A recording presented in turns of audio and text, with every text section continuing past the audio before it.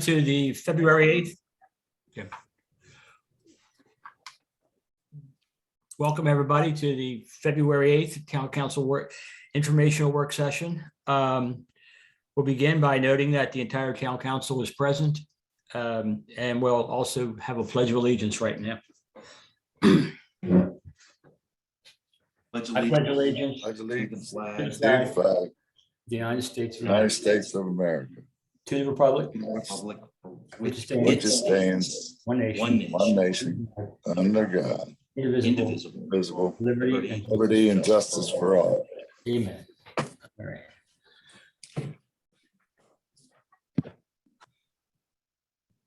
Okay, we'll begin. We have a comprehensive plan overview presented by Town Planner Chris Jakubiak. Welcome, Chris. What Chris is going to do is he's going to go through about half of his presentation, and then he's going to stop and hand it over to me to take town council questions of what was discussed up to that point. And then he'll continue to his second half, and then we'll have, town council questions again. So Chris, I just, before you begin, I just want to thank you for all your hard work that you did and have done and will do. First class, top shelf, and we're just lucky to have you. So thank you, Chris, and the floor is yours.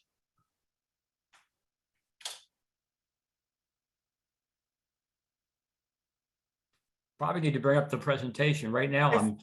You're muted. Greg. Yeah. Right now I see Howie. That's an upgrade from Greg. Okay, great. Presentation. Let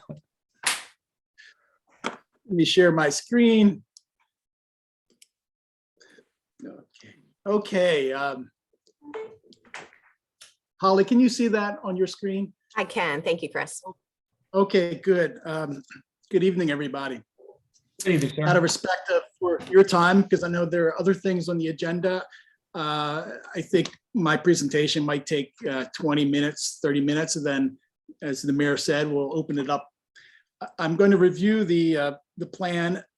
I will no doubt miss elements of it because it's a major undertaking. There are a lot of ideas and recommendations in the document.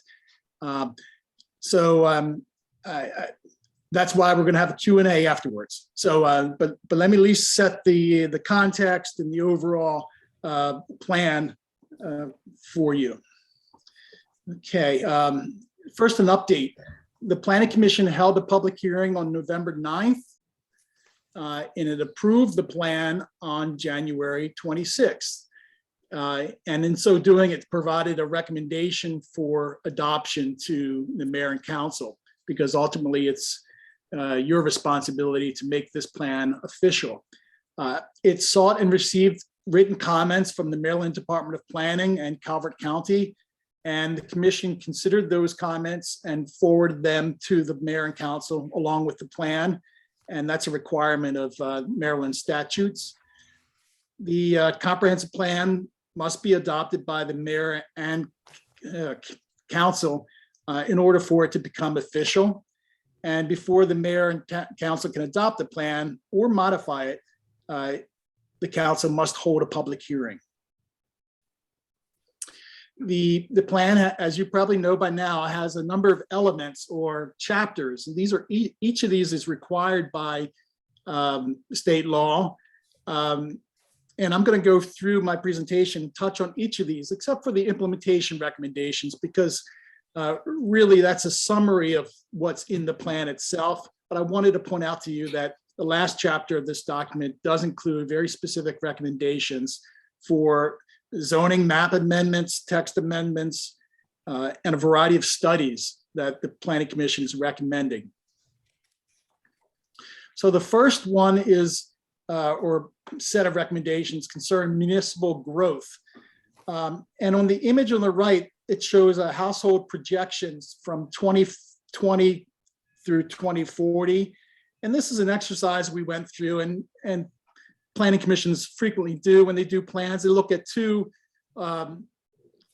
extremes in terms of high and low potential growth, and just to get a sense of to bracket what the future may hold.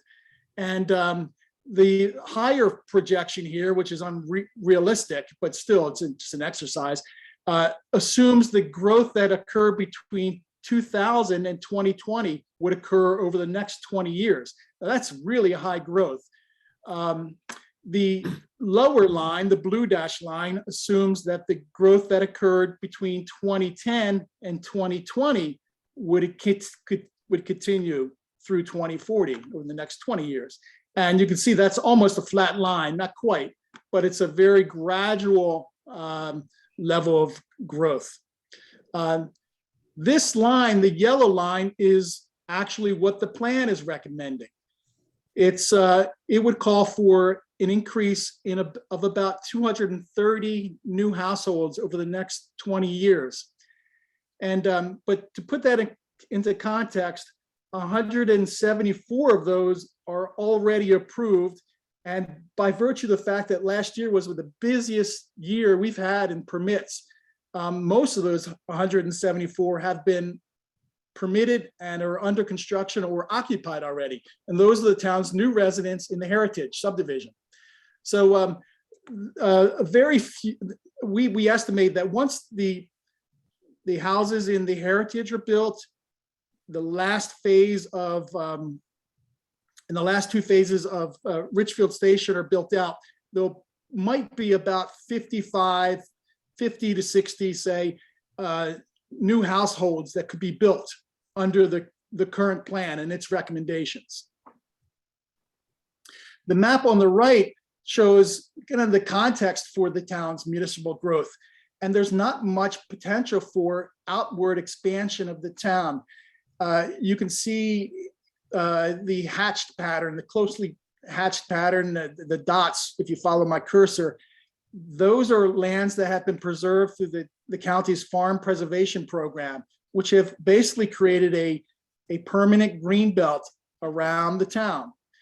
The green areas are zoned farm and forest, and they're not going to be developed. The peach colored area, it's called rural residential. That's a zone that is eligible for development in Calvert County at 1 unit per acre. But that county requirement that allows one unit per acre also requires that the lots be clustered on very small lots, actually, and 80% of the farm be preserved in open space. So there is a potential for some suburban type of development out here, but I would suggest that not much potential because of new county and state laws concerning the extension of or the use of septic systems. So essentially the town and the town of North Beach hold the future in terms of population growth within this northeastern section of Calvert County. So just in terms of basic findings, there's very little to no growth plan through the year 2040 in the town's draft plan. There's no annexation planned. And given that there are really no growth impacts, community facilities are going to be adequately sized for the next 20 years. Unlike many municipalities, the town has already invested in expanding its water and sewer facilities. And if it maintains a relatively low growth rate as shown on that chart, it won't have to expand those essential public facilities. And the school facilities will be adequate too for the next 20 years. So in terms of recommendations for growth, one was focus, rather than dealing with subdivisions, focus on the existing neighborhoods, especially the older traditional cottage neighborhoods, the waterfront kind of parts of the town.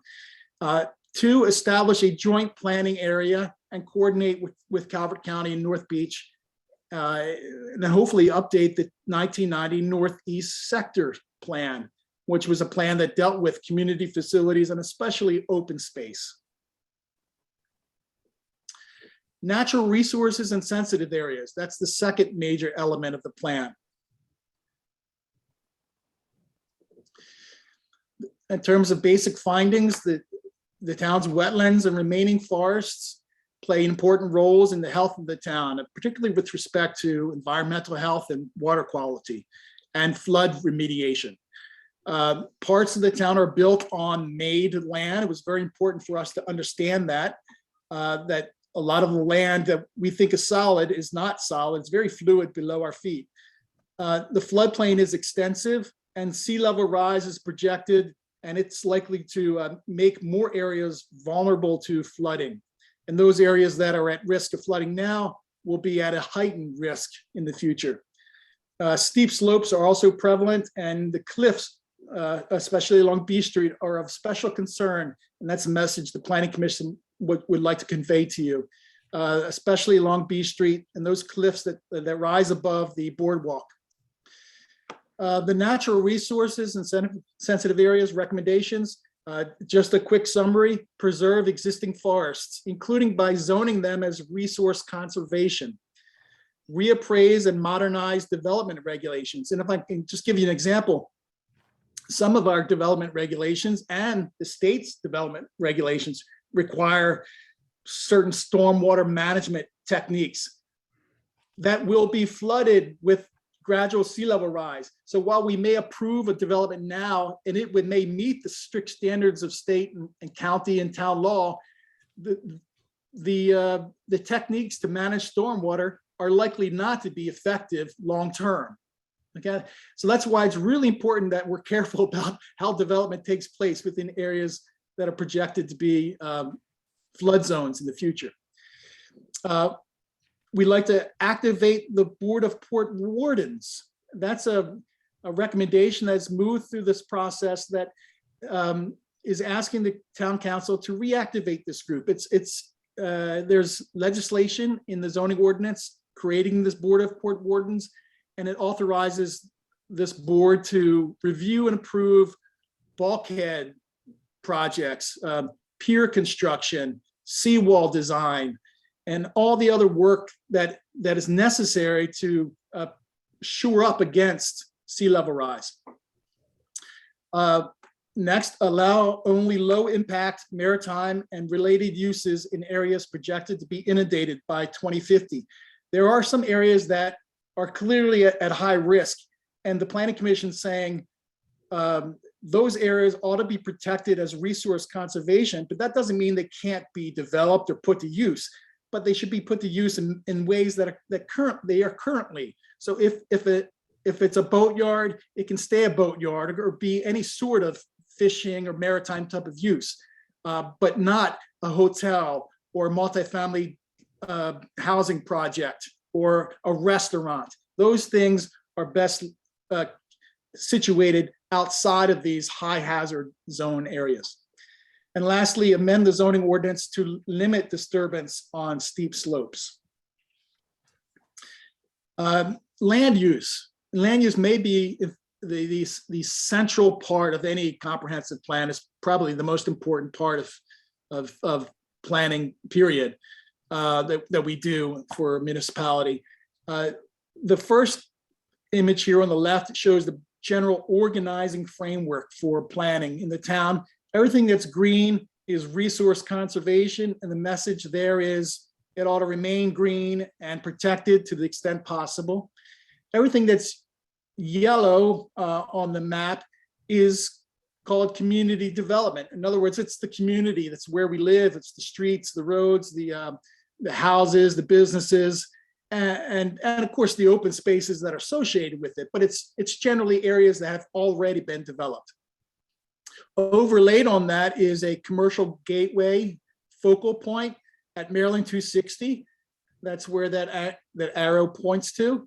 There is commercial zoning there now, and the Planning Commission's recommending some expansion. In other words, adding more commercial to that area to create the depth of lots and to create space for parking, to create a vibrant pedestrian zone and an attractive gateway into the town from the west. The town center. Now, this is not the town center that the commission first contemplated that would have civic and commercial buildings around a town square, things like this. Is much more like a recreational and civic area where the town would host special events and festivals, but it would be improved, perhaps a place for the Christmas market annually and other special events. Very closely aligned with County Field. The large circle there is the Maritime Commercial District, where boats and marinas and hotels are currently located, and could continue to expand in that area. And then Hilltop Commercial Focal Point, which is another smaller commercial area where zoning exists already for local serving, retail, and office uses. Again, very low scale type of commercial here. Commercial buildings that look like the houses that exist there now, not major commercial, small scale. So some basic findings of land use. The town is primarily residential. The old town is a mix of lot sizes. It still has a lot of the original cottage houses. The central part of town is a waterfront Chesapeake Bay heritage community, and Town Planning Commission would like to honor that and maintain that character onward, at least through the next 20 years.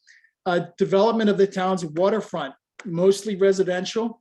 That has happened already. So we have Seagate and Baycrest and the other communities along the town's waterfront.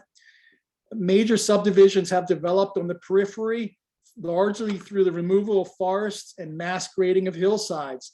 And the latest example of that, latest two examples would be Chesapeake Village and the Heritage, mass grading to level the ground for housing developments.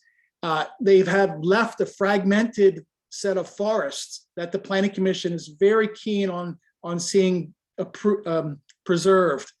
And many of those forested areas are preserved already by a variety of protective measures and easements. The town has a maritime core and several nodes of commercial development, and this plan embraces that and does not want to change that at all. And commercial services include those in North Beach. This note is just to signal to everyone that in looking at Chesapeake Beach, we think of both North Beach and Chesapeake Beach when we think about the local serving retail and office uses. The jurisdictional boundary between us is not a wall and doesn't preclude residents in both jurisdictions from using the businesses that are local.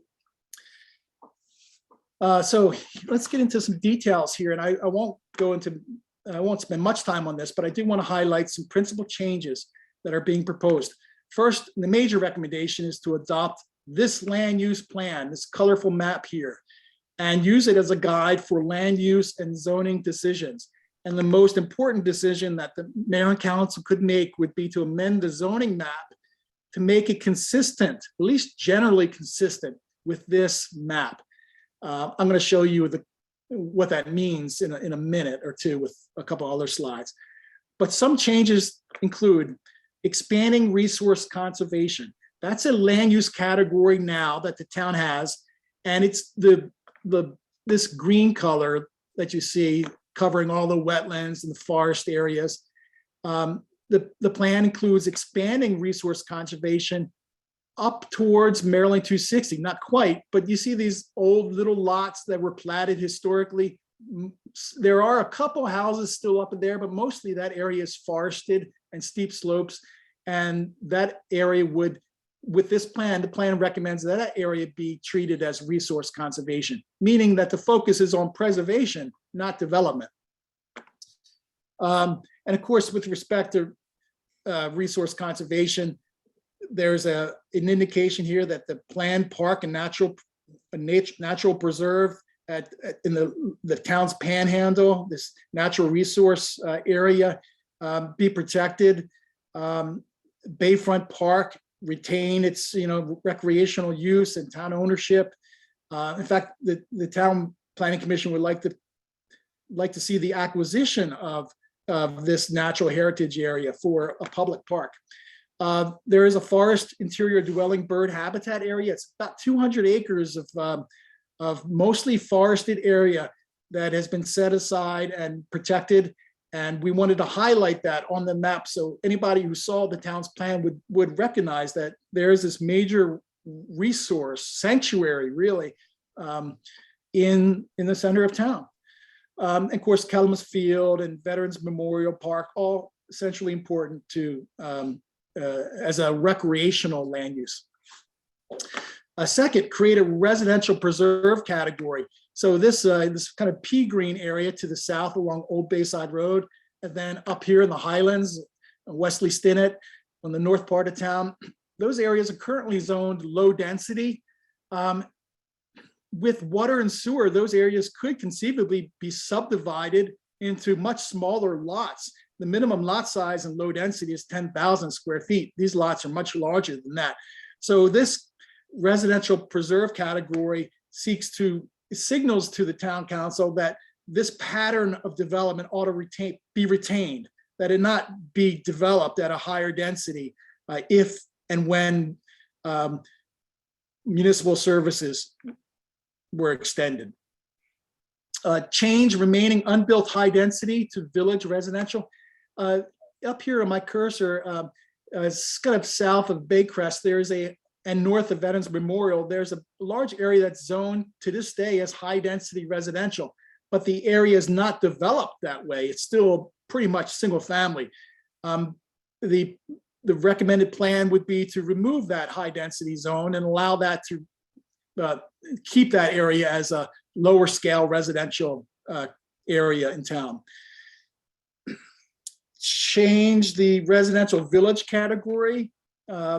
I'll show you that in a little more detail later on, but basically there are two shades of yellow in this northern part of town. This, I guess, brighter shade of orange yellow. You can see it covers the middle subdivision. These areas, the plan recommends no change, that the zoning that would be in effect there would remain largely in place, and that there'd be no change in density. However, the areas that are lighter shade along the waterfront, the area I just mentioned earlier, and extending up here, C Street, all the way to David and D Street, and along 26th Street behind the town hall, wrapping around to Elm Street, those areas, these lighter shade areas, would be changed so that the housing types allowed there would be reduced. There'd be fewer options to do anything other than single family detached houses. So today you could do a duplex, accessory apartment, townhouses, but with this recommendation, those types of uses would not be permitted. Those types of residential uses would not be permitted. Change maritime from mixed use zone to only commercial. So the maritime, the remnants of the maritime zone are shown here in this orange, brick red kind of zone. And presently residential is permitted in these areas. That's not what is being recommended with the current plan. The current plan would be that those areas remain in commercial use or only be used for commercial moving forward. Lastly, create separate commercial designations.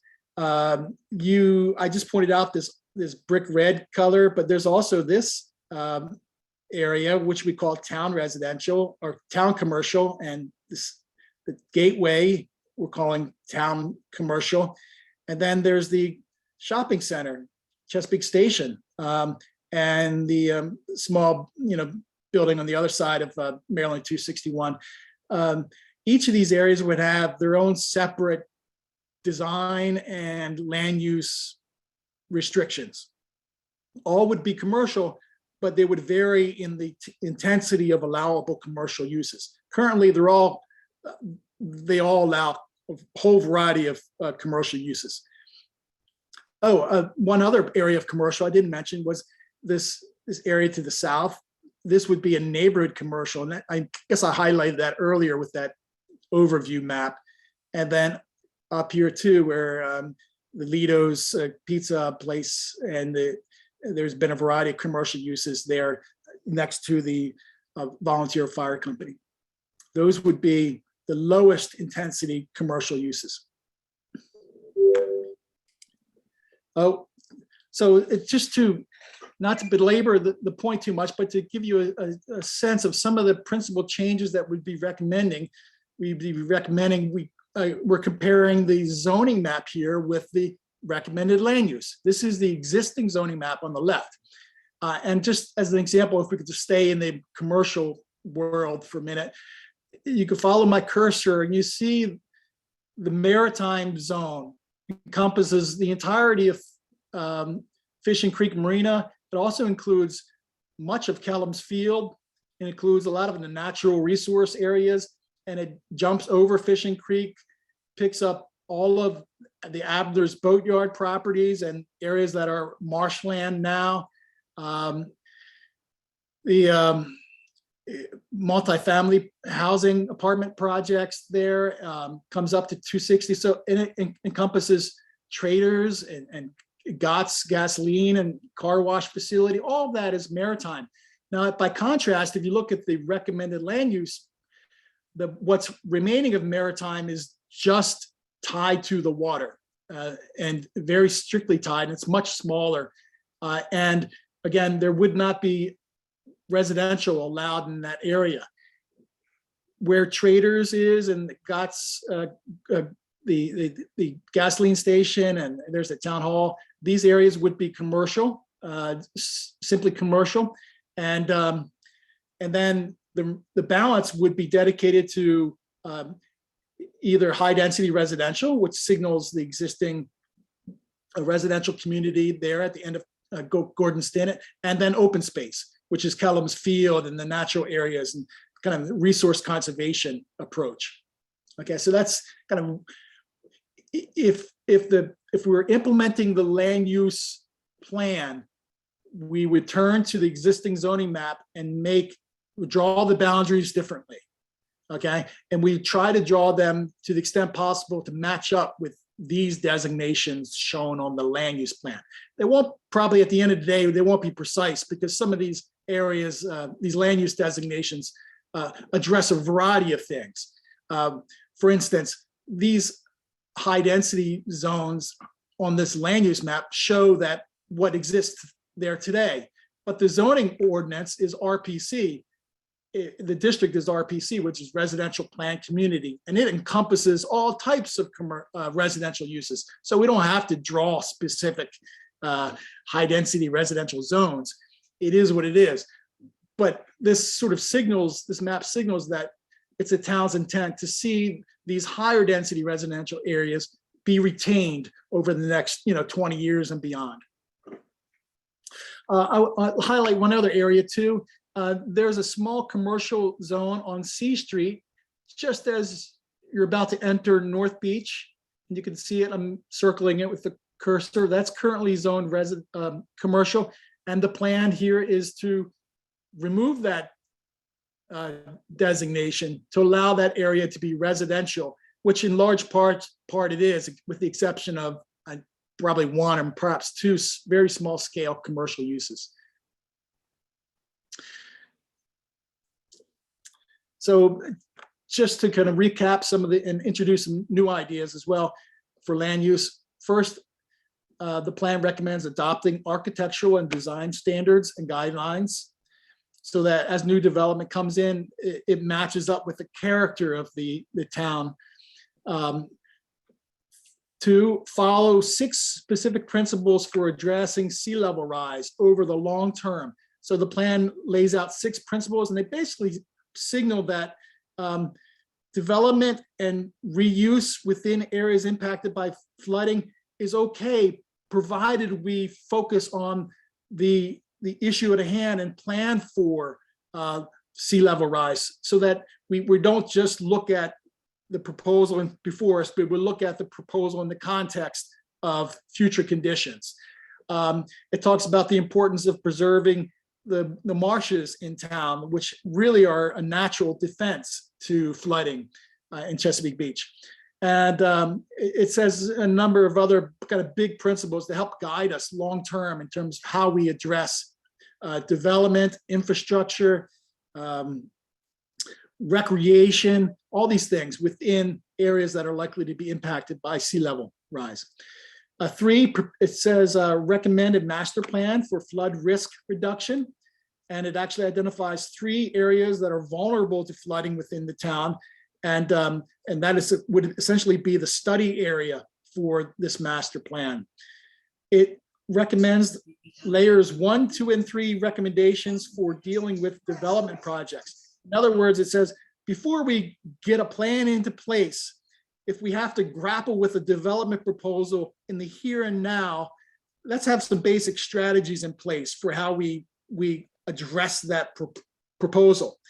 And the essence is, if you're in the most vulnerable area that's clearly inundated in the near term, or even in the next, or even now, we see that cases now, those areas ought to remain in their current maritime use and recreational open space uses.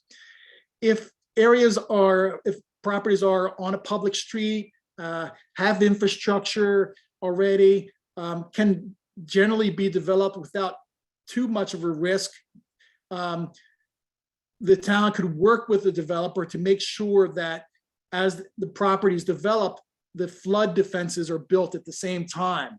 Not by the town, but by the developer seeking the approval. And level 3 is for those places in town, such as some of the waterfront communities that are experiencing flooding now and are likely to experience it much worse in the future. If in the event someone wanted to redevelop in those existing communities, unlikely, but just in case, then it basically says we need to think very clearly about how we build the flood defenses to support that type of redevelopment. So it's more about addressing redevelopment in flood-prone areas. But it's all laid out in the document. Lastly, it recommends creating public access to the water, and the commission and that the Planning Commission is recommending that the council commission a study for a new public pier that reaches out into the water, provides a recreational venue for the community. Okay, housing. State law has recently been changed. It requires every municipality, every county that does zoning and thus does a master plan or comprehensive plan to have a housing element. And the housing element addresses workforce and low-income housing by state law. And I just included these images because the 2 pictures on the top show creative ways that builders accommodate housing without changing the character of the community. They're kind of fit into a community. So on the left, you see a duplex that, in all intents and purposes, reads in the language of architecture as a single-family detached residence. And the image on the right is a large house that could be seen in Chesapeake Beach, but it's probably subdivided into 2, looks like 2, could potentially even be more than 2 units. But they were just examples of the types of things that the current zoning ordinance allows already within the middle subdivision. And the plan recommends that these types of uses continue to be allowed, provided they meet design standards. And that's why I selected these particular images for this presentation, because they kind of resonated with the Planning Commission, and that's why they're in the document. They kind of have that look about them, that higher quality design. Okay, housing affordability is an issue for renters, especially in the town and actually in the county, and candidly everywhere in America today. It sure seems that way. Finding affordable housing is difficult for people whose incomes approach 60% of the median household income. For the town, 60% of that is of our $104,000 median income is $62,000. So for families making $62,590 per year, it's really difficult to live in Chesapeake Beach. It would be difficult to move to the town. Housing for residents making less than 60% is extremely difficult anywhere in the county, and the county housing authority is finding that people earning this amount of money are in waiting on long waiting lists to find a place within the county's affordable housing programs. The trend suggests that affordable senior housing needs may grow in the future, and this is in part because of just the overall expense of building new housing and the projected deficit that seniors will have in retirement savings, and coupled with our longer lifespans. So communities who want to continue to attract and retain their seniors in the community may need to be a little more innovative in how they deal with housing for seniors, and particularly in a place like Chesapeake Beach, where there's not room for big senior assisted living facilities, or big buildings like that may not match the character of the community. There might be real possibility for thinking outside the box, and that's what this issue is all about. Current regulations allow for different housing types, like I just mentioned with those images, but there are required conditions in the zoning code that make it really difficult, almost practically practically impossible to do those types of housing types. So some recommendations: adjust some of the strict standards that make it very difficult to create accessory apartments or duplexes. And an example of that would be to satisfy the parking requirement on a residential lot for both the existing house plus the accessory apartment. And to accommodate 2 extra parking spaces on a small residential lot anyway basically makes it impossible to build an accessory apartment. A more flexible approach could allow, obviously if there's only one person, you could have required just 1 parking spot, or you could take a different approach altogether. That's just one example of how the standards can interfere with what could otherwise be a thoughtful policy response to an issue. Coordinate with the Housing Authority of Calvert County's rental assistance programs, and that program acquires houses that can be rented to low-income families. I don't know yet if the Housing Authority has reached out to the town for this, but I know the Housing Authority does have properties, we may not know it, but within the town's boundaries already that do just this. Coordinate with the county and North Beach. And this is particularly with respect to any changes of land use that may happen outside of the boundaries of the community. The 3 jurisdictions can coordinate to make sure that necessary public facilities were extended and that they had the right zoning to make so that if affordable housing project were possible, that it could actually come to fruition. Create an intergenerational housing task force. The town has great citizen committees, and this is an idea for creating another citizen committee to address an issue that is relevant or may be relevant in the future. Transportation. Transform Chesapeake Beach and Bayside roads into beautiful and functional great streets with essential elements. And the plan lists a number of these essential elements, and they're really all about beautifying the streets, buffering pedestrians from cars, creating sidewalks and crosswalks that are safe and accessible and readily usable by everybody. And building on that, make the transportation system safe and accessible to all, including disabled persons, the very young and the elderly. We even got public comment to say that it would be better to have bus shelters at the key locations so people didn't have to stand out in the rain to catch the bus that goes down to Prince Frederick or over to Dunkirk. So we included that in the plan too. But this recommendation addresses not just sidewalks, but it addresses turning radiuses, crosswalks, parking facilities, the whole set of infrastructure that moves people through a community, and how it's really important to be able to maneuver through a community for all types of abilities. 3, upgrade residential streets, repaving, curb and gutter, drainage, sidewalk, streetlights, and street trees. This is especially the case within the older communities, campgrounds, middle subdivision, some of the waterfront communities that are in the more traditional parts of town that are much older. This is not addressing issues within, say, Chesapeake Village or the Heritage or even Bayview Hills, because those are all built to modern standards. This is really about working with residents and neighbors to in these neighborhoods to see what improvements are necessary to address especially drainage, which is a perennial problem in some of these streets. Implement sidewalk and bikeway improvements in the towns that are listed in the town's connectivity report. And the town is, the Town Planning Commission embraces that study and would like to see it implemented. So we called it out and actually added it into the appendix of the report. Rather than just having a reference to it, we put it in the appendix. Makes a bigger report, but it's good to have it handy. It's important because the plan needs to reference the document, or it needs to be in the appendix so that it signals to the state that the town council embraces this study, which is something that's needed in order for grant funding to come to fruition. Lastly, do a study and adopt policies for the unopened alleys. And those are all the various grass ways and forested ways that are actually public alleys.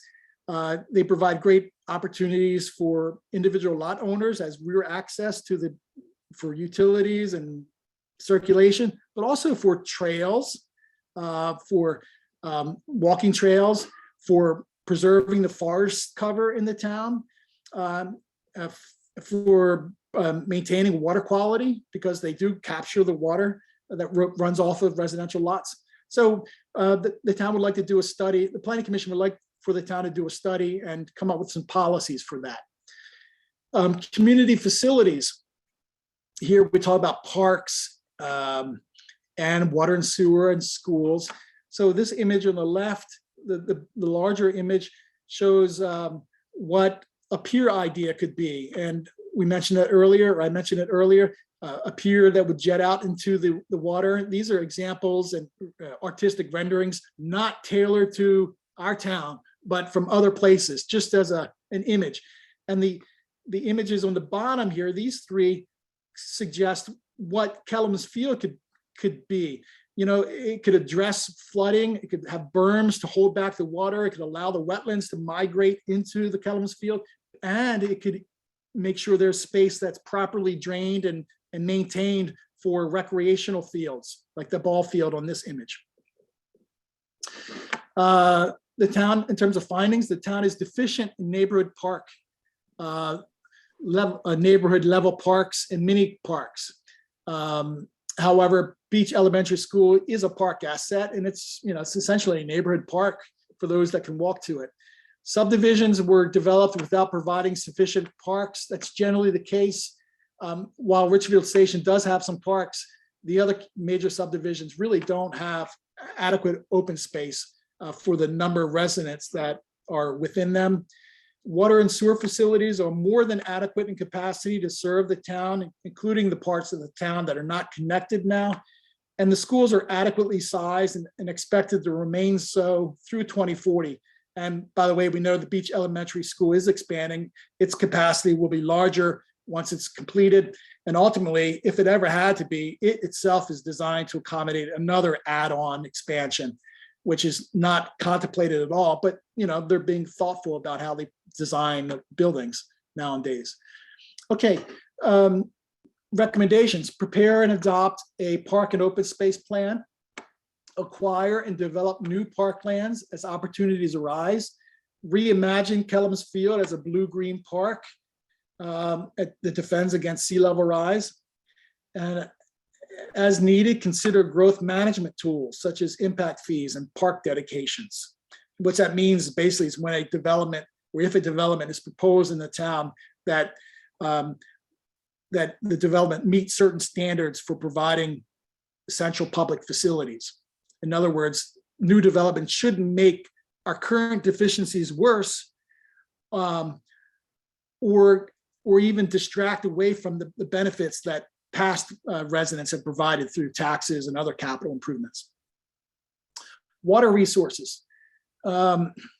Modernize stormwater management regulations. And I hinted at that earlier with a kind of an example of how They need to be tailored to existing conditions. Number 2, protect remaining forest cover and steep slopes. 3, institute shoreline buffers if redevelopment occurs along the water's edge. 4, reduce impervious surfaces in town. 5, consider and implement voluntary programs or regulations to protect water quality.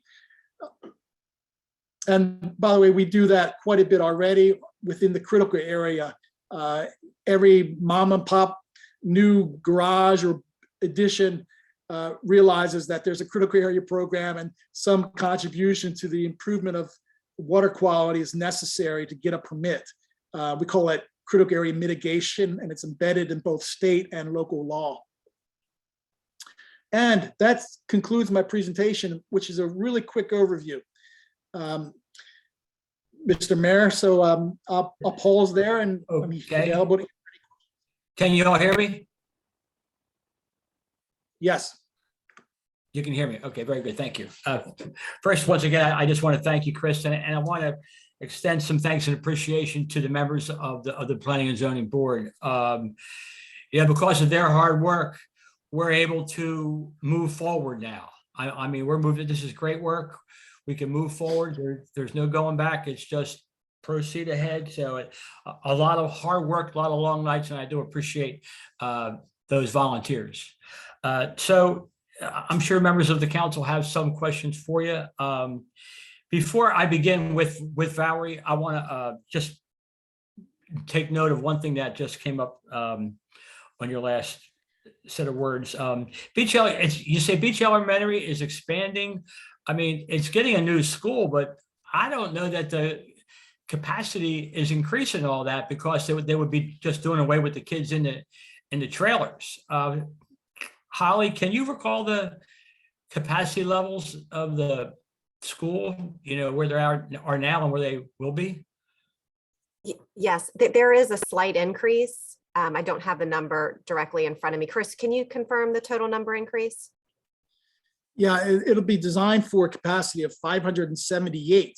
Okay. But it's currently designed for 517. But when you factor in the overflow that you're talking about, Mr. Mayor, you're right. But I'm just talking about the physical plant, the original school. Yeah, okay. I just didn't want anybody to get the opinion that there's capacity for future students because there isn't. We're kind of at a peak right there, but hopefully that will, equal out with limited growth and adequate public facilities. So thank you. That was just one thing that came right up. And if you don't mind, I'll begin with Valerie and we'll work our way around the horn, as they say. Right. I know that we'll have opportunity to listen to public comment. Hopefully one will be scheduled soon where this can be discussed. So these are more general comments.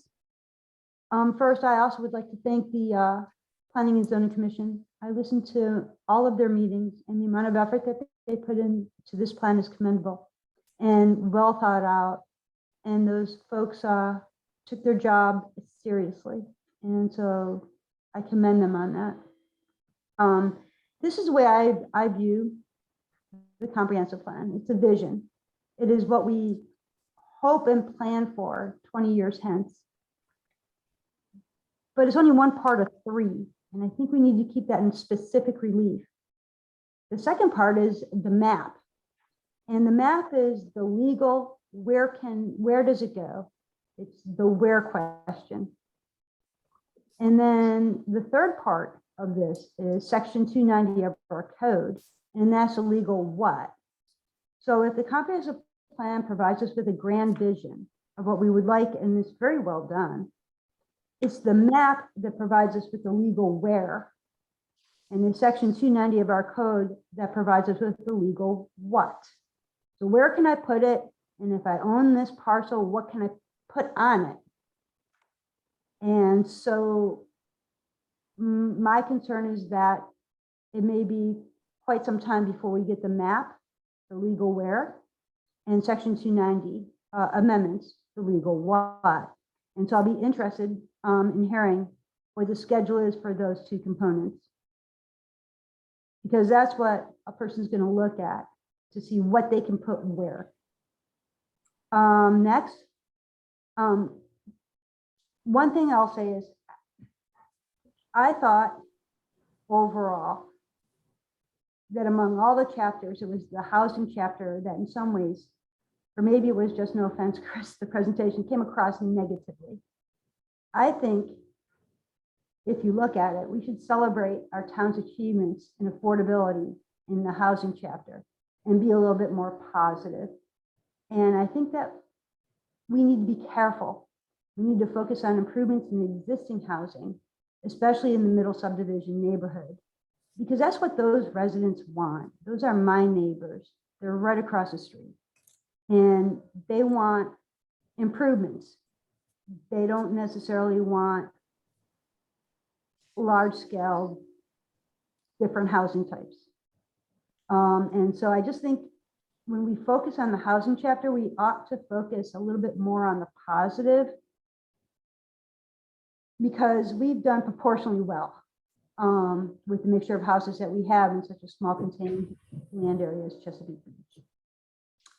Next, I'll say regarding the where, if the land use map, and I think it was said, the land use map, the goal should be that the land use map equals the zoning map.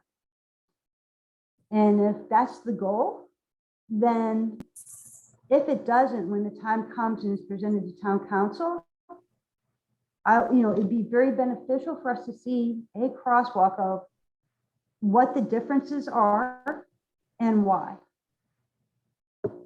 Because we have the planned land use, the 2040 land use map that's planned. And the associated zoning map, if it matched perfectly, would be a very quick work product to turn around. If it's not going to match perfectly, then it begs the question why, and what specifically is different. And so that would be one request that I have is, if the two are not going to match exactly, what's the difference and why? I am fully supportive, after listening to all that dialogue with the planning and zoning, for the change of maritime from mixed use to commercial only, and exclude any new residential in the maritime district. I think that is one of the best ideas I've heard in a long time.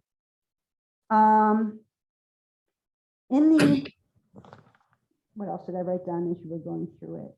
1 second, please. Yeah, on the transportation section, I'm glad that the walkability committee plan was added as an appendix. That was a really powerful residentially driven committee, and we've supported it. And it's good to see it as a part, and it ought to be a focal point, because this is what the residents wanted that were on that committee through a lot of different interactive outreach, whether it be the maps at Taste of the Beaches or the various outreach that they did. They reached a lot of people, and that would be a really good focus, I believe. And finally, I'm totally and fully in full support of a 35-foot height limit throughout every district in town. I went on a field trip of my own desire to go to St. Michael's, because a planning and zoning person kept talking about St. Michael's. And I saw every conceivable housing and business item that you could imagine at 35 foot.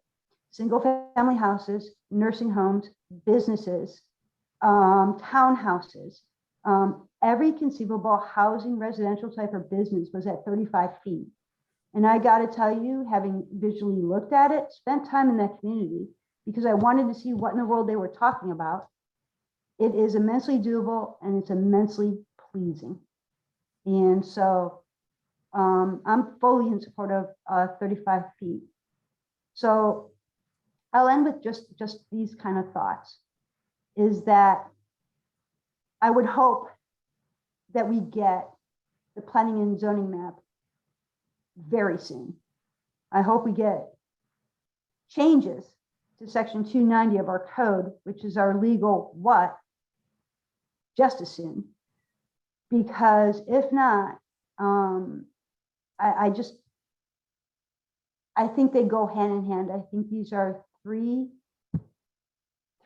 sides of the same stool, and you need all three to have a comprehensive picture. And so, and like I said, I thought, in my opinion, we have an extremely nice mix of housing types in Chesapeake Beach. And unfortunately, in some ways, I just don't think the housing chapter celebrates proportionally how well we've done. We can always do better. Everybody can always do better. But we've done well. And so I'll end with, I look forward to knowing what the next steps are in this process. When are we going to set a public hearing? I love public comment. And, you know, I look forward to knowing what those steps are. And so those are my comments on the comprehensive plan as it was presented tonight. Thank you. Thank you, Valerie. Well done. Charlie? So I'm sure there's going to be a lot of comments, and I'm not going to, I'm going to try to keep fairly brief. The first thing I want to do is, as I'm sure all my colleagues will do, as Valerie just did as well, is just, you know, thank you guys for the work. And I did not attend every one of your meetings, but I certainly spent quite a bit of time with this document, and I am blown away at the quality of this document, the thoroughness of it. It has opened my mind to some things that knee-jerk, that doesn't make sense. And then I read a little more about the planning and the thought that went into it, and looked at the diagrams that were presented, and I find that very compelling. So I just tip my hat to Larry and everyone in that committee. Strong work. I want to call out some awesome key components that I found in going through the document. The first and foremost, and this will shock absolutely no one, was the huge emphasis throughout the document on walking, biking, and connecting. You know, we created a document that town council supported that has a lot of information about ways to achieve that. And what this comprehensive plan does throughout in various sections is call out that document and ways in which we can be creative.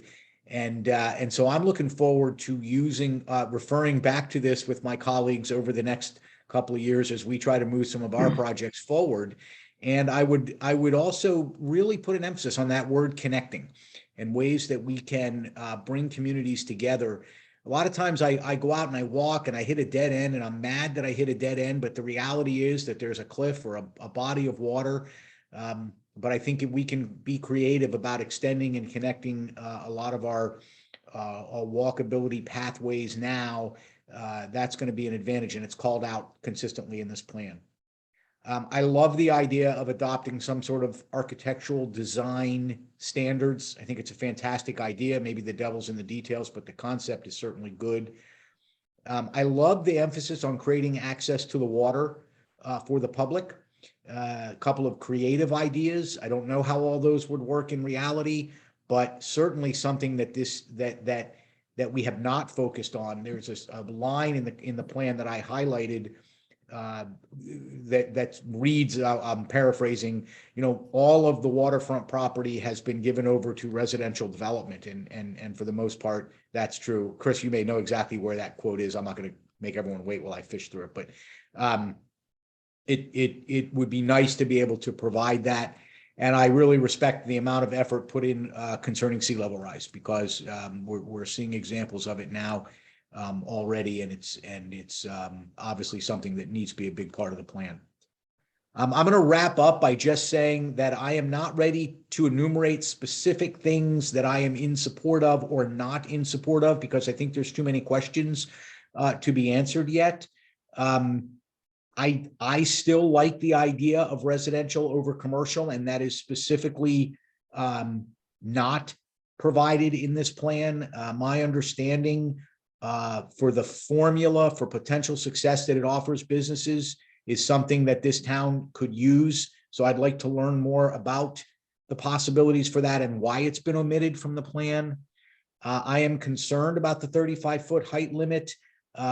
partially because of sea level rise and partially because I haven't had a tape measure out yet. And I'm sure Larry will know this off the top of his head, but I think my house is higher than that. And that gives me pause to put that limit in place now. But these are small items because 35 feet could be 40 feet instead of 35. It doesn't have to be 75. So I think there's ways to work creatively on some of these nits that I have to pick. But the overall body of work is fantastic, and I'll stop there. Thank you. Thank you, Charlie. I appreciate your well thought words. Larry. Thank you. And again, to everyone on the call, I apologize that my video is not working, although as the mayor pointed out, it could be a good thing. I submitted some written comments already to Holly on this. I'll just try to summarize real quickly. And again, I will echo everyone's sentiments on the exceptionally well done plan that's been put together here. In my professional career, I dealt a number of times with comprehensive plans, and I am very, very impressed by the level of detail that went into this one.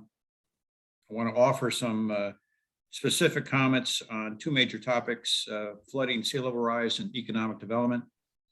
On the flooding and sea level rise, I agree climate change and specifically flooding and sea level rise presents serious challenges for our town. Indeed, that is why we've established our flooding and sea level rise work group. And we intend to work closely with planning and zoning as the flooding and sea level rise work group moves forward with recommendations. Regarding economic development, a number of points came out to me as I reviewed the plan.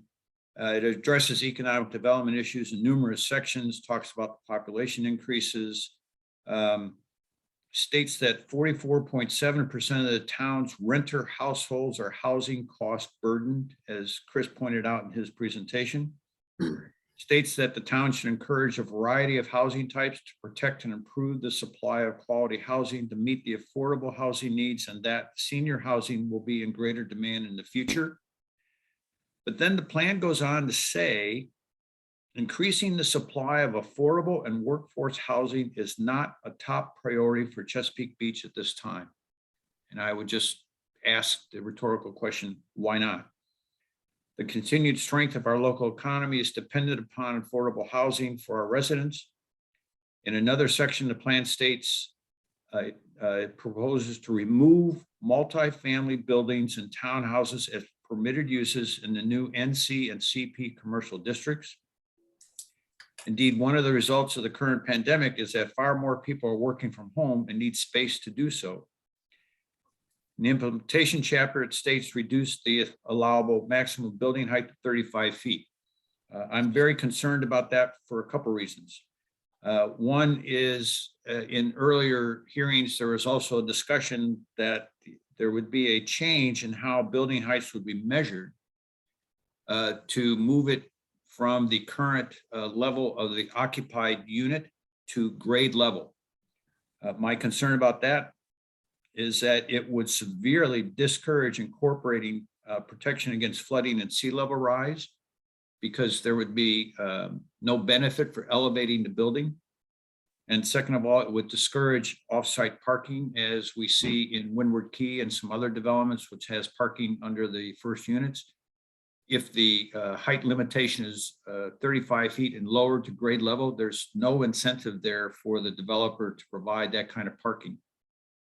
I do support a number of the recommendations on economic development from a commercial perspective. I think we need more, and I keep using the word appropriate economic development in our town. People need to be able to shop here and not have to go to Dunkirk or anywhere else for specific things. I think the plan could be a little bit more specific about recommending the appropriate economic development throughout the town. I'll just conclude with say, again, thank you very much to planning and zoning. Chris, great job, my man. You did a fine job there.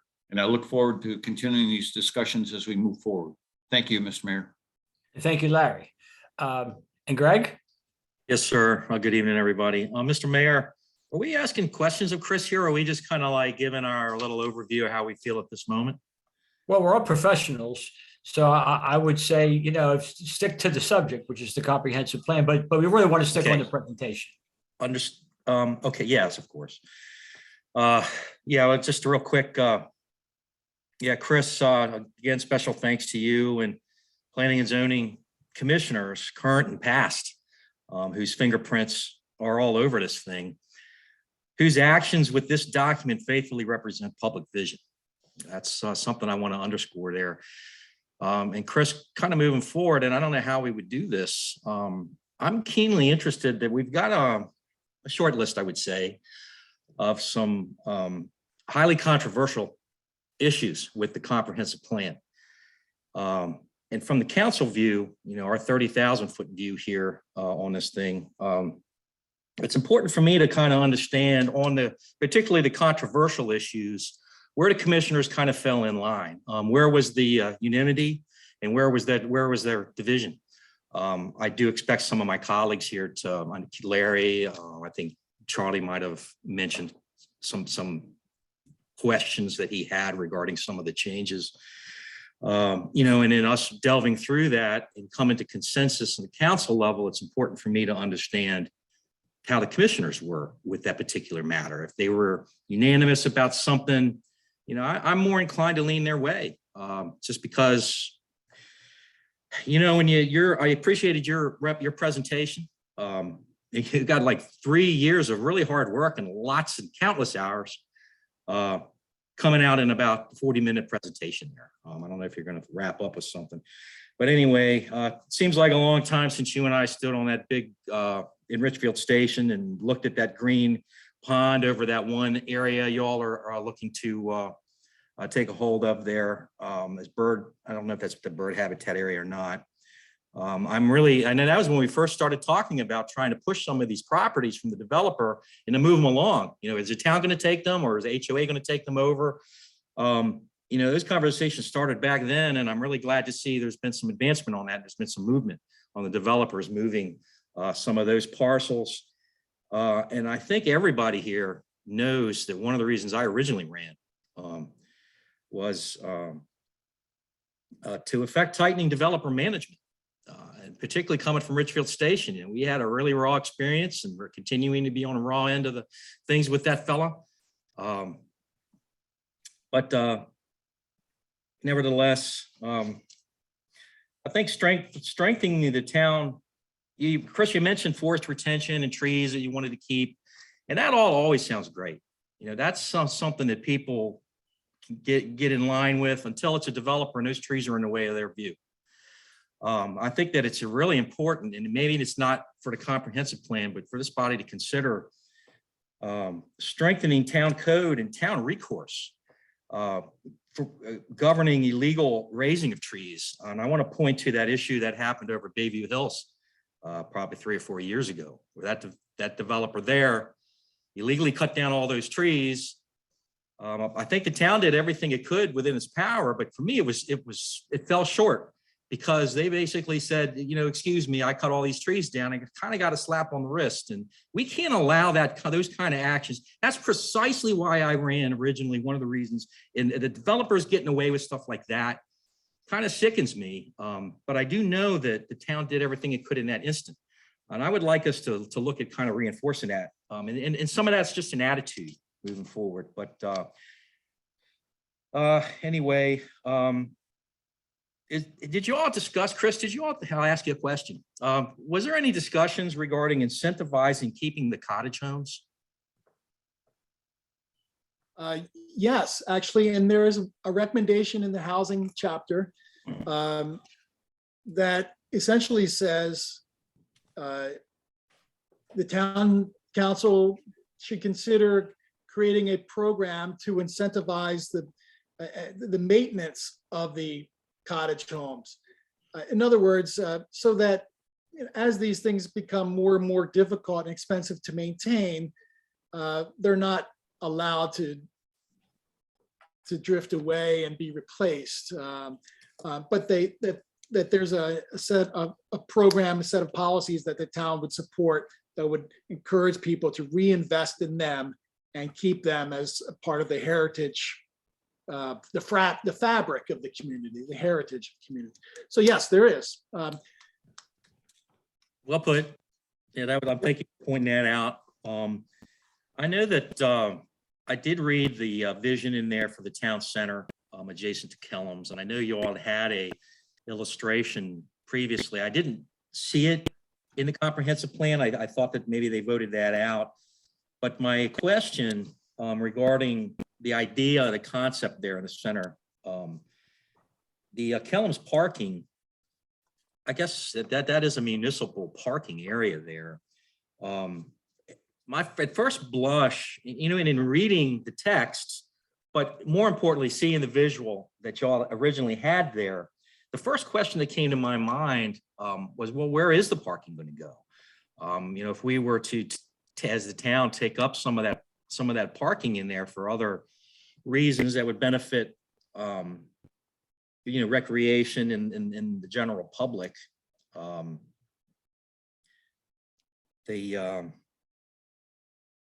was there a discussion regarding parking? Where would we park if we were to make some of those changes in there? Yes, there was a discussion of that, and the planning commission members, a number of them did raise that particular issue as a concern. But ultimately, the concept changed substantially from one where there would be a mix of uses and perhaps shops and maybe a restaurant and just a town center, small town center type of thing. It changed to much more of a recreational civic space that's improved as a town center, but doesn't reflect development. However, there is an allowance for some additional commercial development if it were approved. For instance, if the town developed a concession agreement with a business to operate on one of the parking lots, and they needed physical space for that. That might be an example of how a commercial use would be consistent with this new town center concept. So it's not a town center concept in the sense of a development area. It's more a town center concept in the context of a central gathering place that's improved for the benefit of the entire community. It's much more organic, place that could be easily shifted in terms of focus based on the special events that were being proposed or the festivals that were advocated for, much more like that. So once we started talking about that, the specifics about where parking would be within that, the design that I sketched out, that all fell by the wayside because the plan is not to remove those parking areas in favor of building space. It's meant to reuse and reimagine the space to create a better recreational and civic center. Perfect. Very well said. I'm in agreement with all that you said there. Thank you. Okay. Yeah. With the approval of the comprehensive plan, and you've laid it out, Chris, and I know to the mayor's point too, there's a lot of new work to do after this thing is approved, and that's progress. I think I'm excited about those moving forward beyond the comprehensive plan. Now we can see that, and thank you, your group, for that. I had a quick question, and I'm not trying to put you on the spot, but I know you've been planner here for a while. You emphasize, we know that we're lacking community open green space. I know in the plan that you had referenced, let me pull my note up here,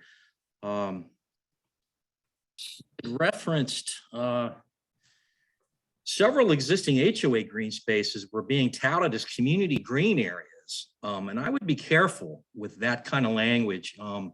Being over here in Richfield Station and in the HOA and everything that I know about these things, we were blessed with this open field, and we've got some tennis courts and basketball courts.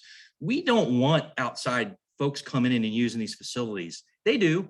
We have people that live here and they have friends and they come over, and I have no problem with any of that. I would just caution, send it out a message in this document that, hey, we're counting these, but they're private properties to those communities.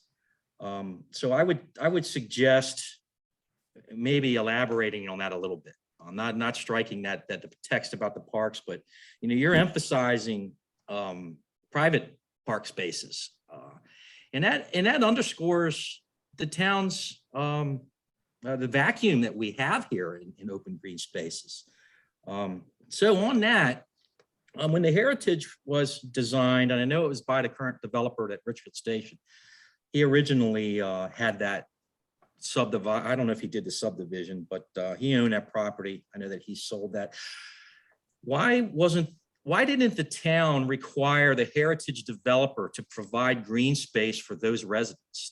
We didn't do that, did we? Well, fortunately, I was not around for the platting of any of the subdivisions or the major subdivisions, except for the revision of the townhouse component of the latest subdivision with many of the current planning commissioners. And we actually did require a tot lot, a real mini park to replace what used to be a pumping station. I mean, so I've looked at dismay at this development pattern, in that it generally didn't provide these parks. These preliminary plats were approved and final plats in many cases before I even had a chance to engage with anybody or the planning commission on them. But I will say that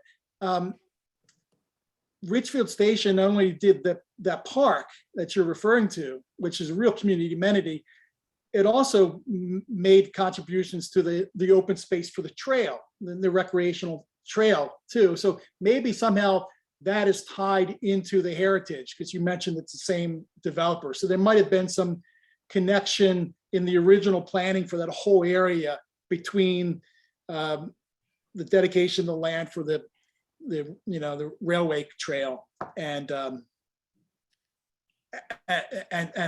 heritage. I just don't know, but there might have been a connection there. So Chris, you weren't planner when the heritage was conceived and then a project initially brought to, okay, fair enough. Just process the final plats. That's Okay, all. no issue there. But you can see my question there though, the town's ability, the town holds the keys, not the developers here. Folks come in for profit here in town, and I'm not against growth in any means. But I think it's in the town's purview to exact these type of requirements when they can. And by the way, that I think the pumping station that you're referring to is in Richfield Station, right? That Well, the little tot lot, and I'm glad that it's going to be a tot lot, not just a bench, but that too is going to be HOA property in a private area. So Yes. I'm not asking you to elaborate on any of that. If I can just stop here for a sir. second, Greg, I appreciate your comments, Greg, and I look forward to hearing more, but we kind of Okay. need to move forward.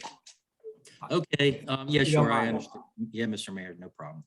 Let me take a quick look at the list I sent Holly. Again, there are several controversial items, and I'd like an explanation at some point why commissioners are recommending the way they have. I don't need anybody's names, but again, where was the unanimity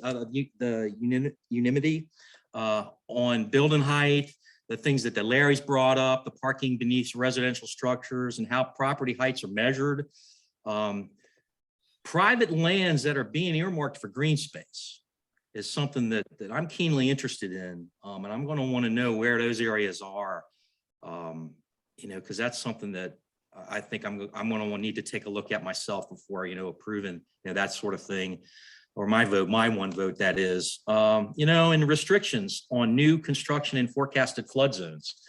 Where are the commissioners on these things? And that's maybe a conversation for later. Let me see if I can move on. Look, I'll wrap this up, and thanks for everybody's patience. Hopefully it wasn't rambling. My last comment here, really, again, thank you. It's a beautiful professional plan here. Also, I understand that the document is under scrutiny by the state. So, we can't lose sight of that. So some of the things, we have to have in this plan.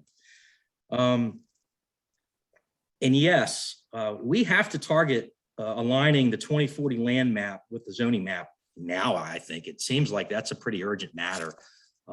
But I'll leave it at that, and thank you for your time. Chris, thanks for everything you've done. And thank you, Greg, for all your well thought out Yes, sir. comments. Keith, Thank you, Mayor. Chris, excellent job with your presentation. And again, just to echo sentiments that have already been shared. Kudos to the Planning and Zoning Commission. I think it's an excellent document, very professional. In fact, I think it's a beautiful vision for maintaining a healthy, happy, and charming Chesapeake Beach well into the future. So I see lots and lots to support him there. I do have some questions that I hope we're going to get a chance to discuss a little bit. I'm not going to bring all those up right now. I do have one specific question for you just out of the presentation. You had cited some facts about number of projected households depending on the different trajectories of growth, the lower growth one being the one that was kind of recommended. And then in the section when you were talking about housing, accessory apartments and duplexes, that area. So does that projection, that the lower projection of, I think you were saying is 50 to 60 households once, the Heritage and what's left of Richfield Station are built out. Is that what would be included in there, that 50 to 60, when you were talking about potential housing of accessory apartments and duplexes? Is that the kind of the 50, 60, or how does that figure into those calculations, I guess is my question. You're on mute. Sorry. Sorry. That 50 to 60 additional units is based on an evaluation of land that is undeveloped now that could be developed, that doesn't have severe environmental constraints or otherwise to prevent its development. It's not based on the possibility that someone might create an accessory apartment or a granny flat above the garage. We just can't really estimate that. So presumably, if the land that could be developed were developed and under the zoning that exists, and you had 50 more houses in the town, it's possible that you could have others if people took the option to build the accessory apartment or convert their house from a single family to a 2-family dwelling. Those options are allowable now under the zoning code, but we didn't actually project or estimate if they would come to pass. As you probably know, there are very few of those now. They exist, but they're very few. Okay. All right. Thank you. I just wanted to get a better understanding of that. And I don't have any additional questions. Thank you again so much. Thank you, Keith. And lastly, Peggy. Hi, thank you. Well, echo everybody else. This is an amazing document to read through. It was the first time I've really delved that deeply into the comprehensive plan, and it was an illuminating read. So I thank the commissioners for that. And I also want to thank Sharon, who put together these 20-pound binders for each of us. That was really good because I can't read it online. It's too much. I need to have it in paper. Thank you. I actually have 3 questions. My first question is, you talked about the Board of Wardens, and I read about it here. Is that foreseen to be a volunteer or paid group? And if it's volunteer, you have any idea how these people would be competent to do structural things like bulwarks and make those decisions? The standards for the Board of Court Wardens are set forth in the zoning ordinance already. I don't recall that they have much in the way of specific qualifications enumerated. So I guess it would be up to the mayor and council to make sure that they were properly vetted. As to whether they would be voluntary or paid, I don't know. There used to be a Board of Court Wardens, and I just don't know. I suspect they were voluntary volunteers, because that seems to be the way that the commissions are in town. But that could change, and the commission or the council could decide to, at any point, to pay a per diem or actual hire experts to serve in this capacity. Maybe they just be brought in. Thank you very much. Sure. And then I had just a small question on page 20, when you talk about water treatment capacity how much we have now and how much, we underuse our capacity. And that when the town grows, we'll still be in a good condition, underusing the capacity. We have those partners who are part of it. Did you guys have any idea what the partners were thinking on their growth lines as far as using their capacity for their water treatment? I can't recall. I can't formulate a really good answer on that because this was drafted so long ago. This Yeah. section on the, but I can say that when we're talking about capacity, available capacity, we're only talking about the allocated share that's for Chesapeake Beach. Right. We're not assuming reaching to the other shares or allocations. We're just focusing on Chesapeake Beach's allocation. We just keep ours. Okay, very good. And my last question, what do you think is the biggest change in this plan vis-a-vis the last one?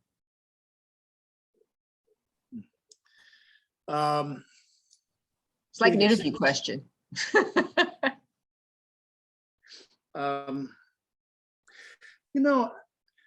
I think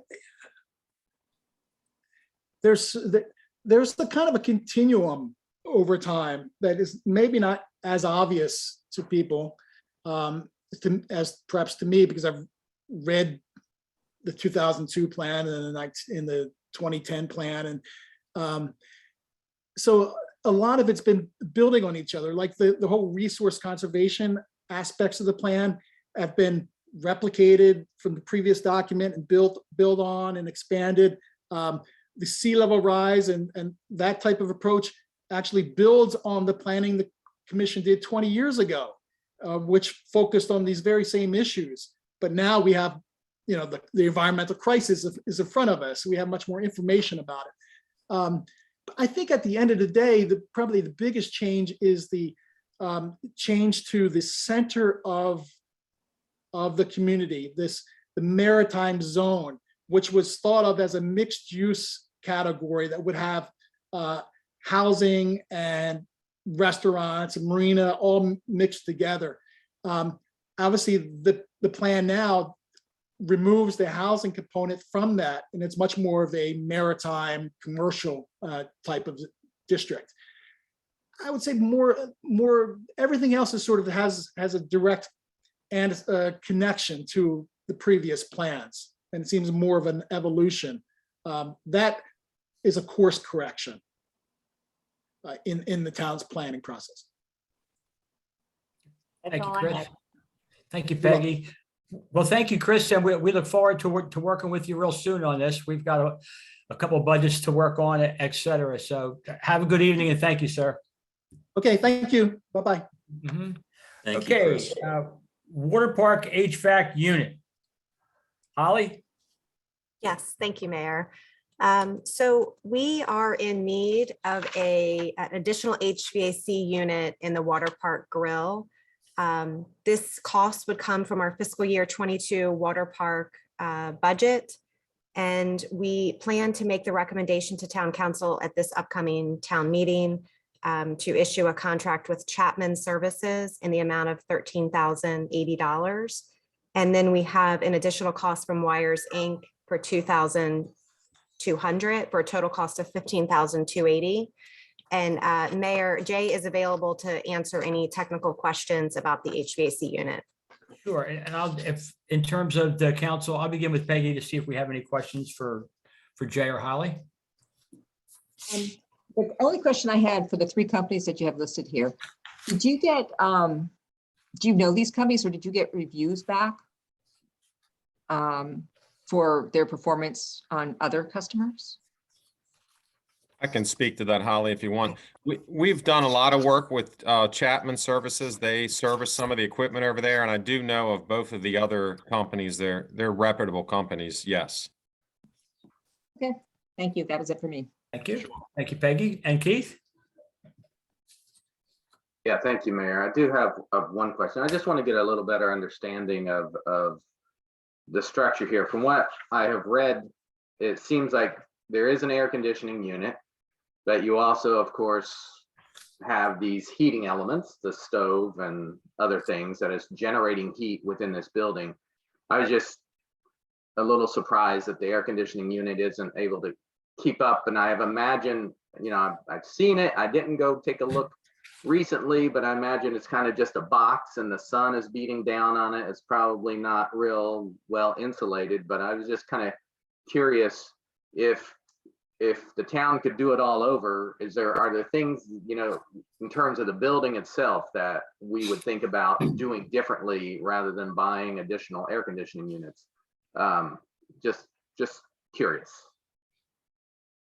Jay, did you want to speak to that?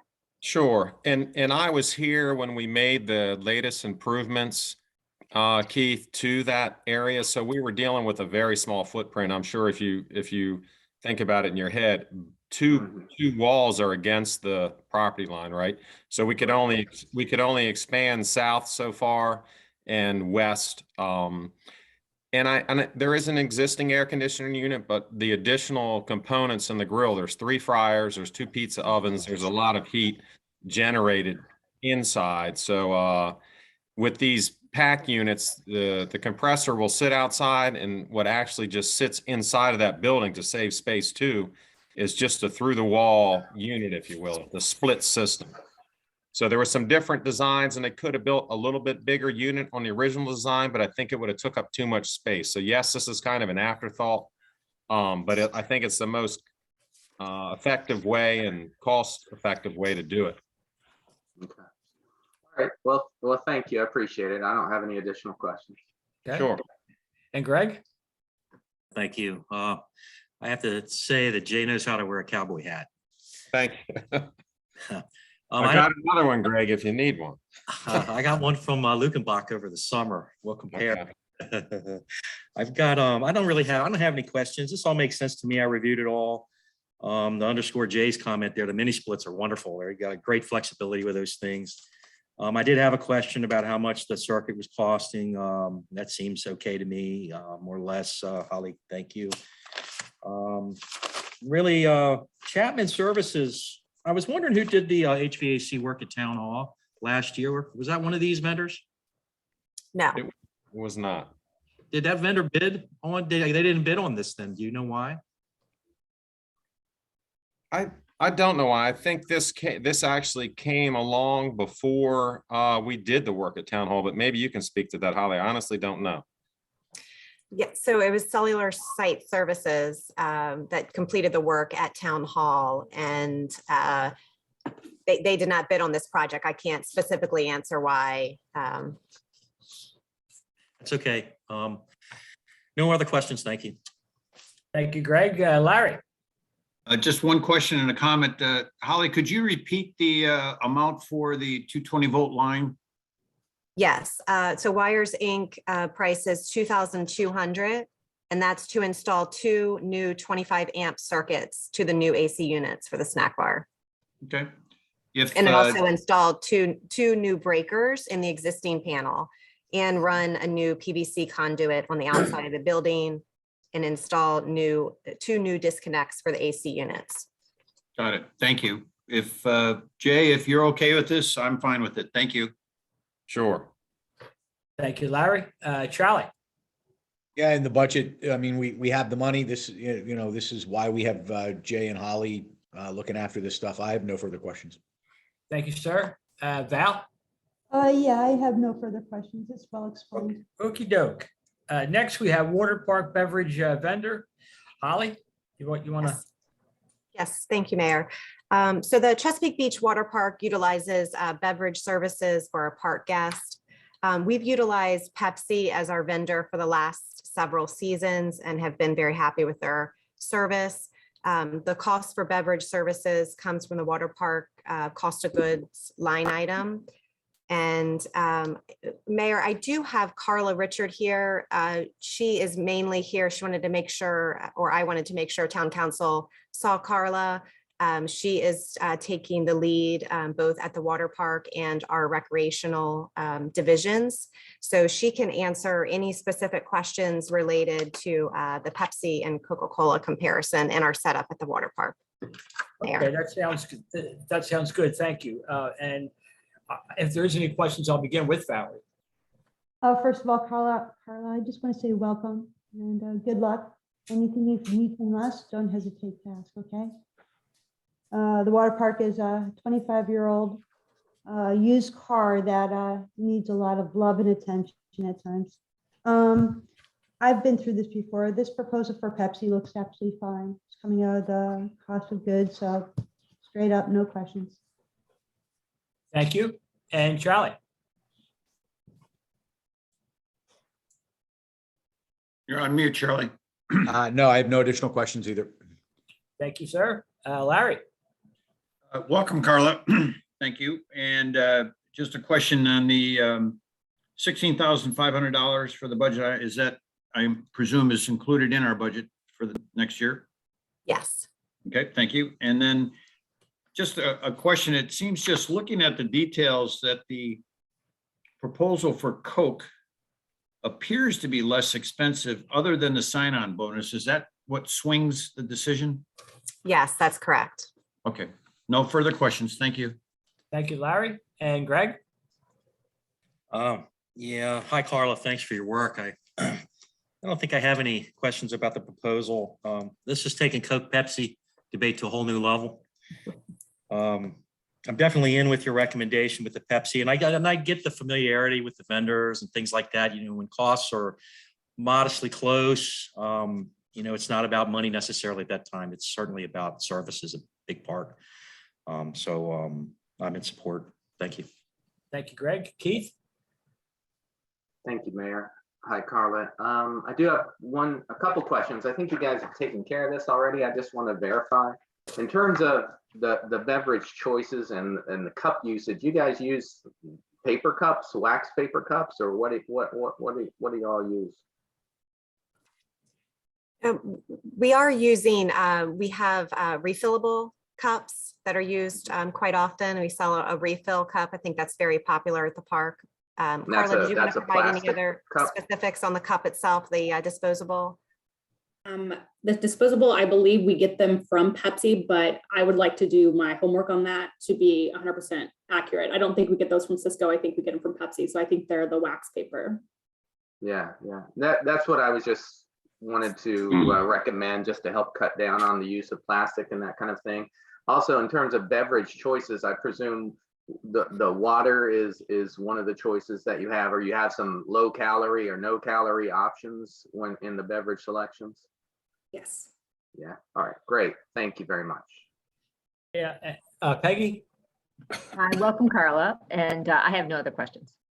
Okay, thank you. Mayor, one quick follow-up question on that, please. Please do, sir. Thank you. It was something that just I was thinking about with the cups there. Saleable refilling cups, and I'm thinking economic development. I got that hat on. You know, and maybe you're doing this and I'm out of touch. But saleable refillable cups with the town of Chesapeake Beach branding on it. Folks coming to town, they're leaving. You know, I certainly encourage the local businesses, you know, with the fishing to make sure the t-shirts they're selling have the town of Chesapeake Beach. It's nice that, you know, you have a nice cup, but, you know, carrying that outside of town, there is an economic development aspect to that. If just something to consider, you know, moving forward if you're not now. Thank you, Greg. And before I let you all go, I just want to go ahead and echo some support to what Keith was saying in terms of, you know, anytime you can do away with having plastic cups or plastic anything, you know, we should try to make a conscious choice to go non-plastic. So I'll leave it at that. Thank you, everybody. We're going to go through the budget now. And I'm just wondering if anybody needs to take a little break because we've been going at this for over an hour and a half. Why don't we just come back in, you know, 3 to 5 minutes? How's that sound?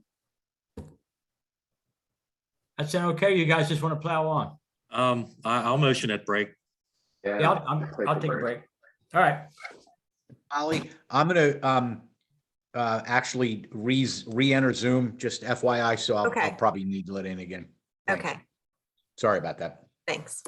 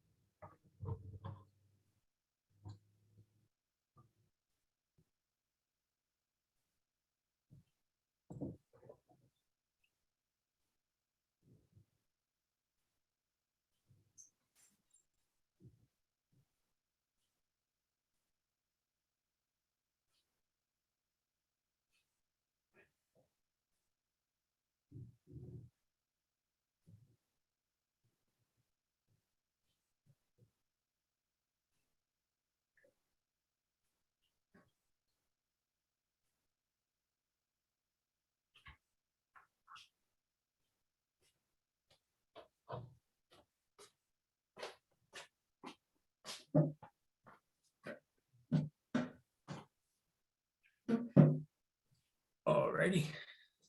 Everybody gets back here.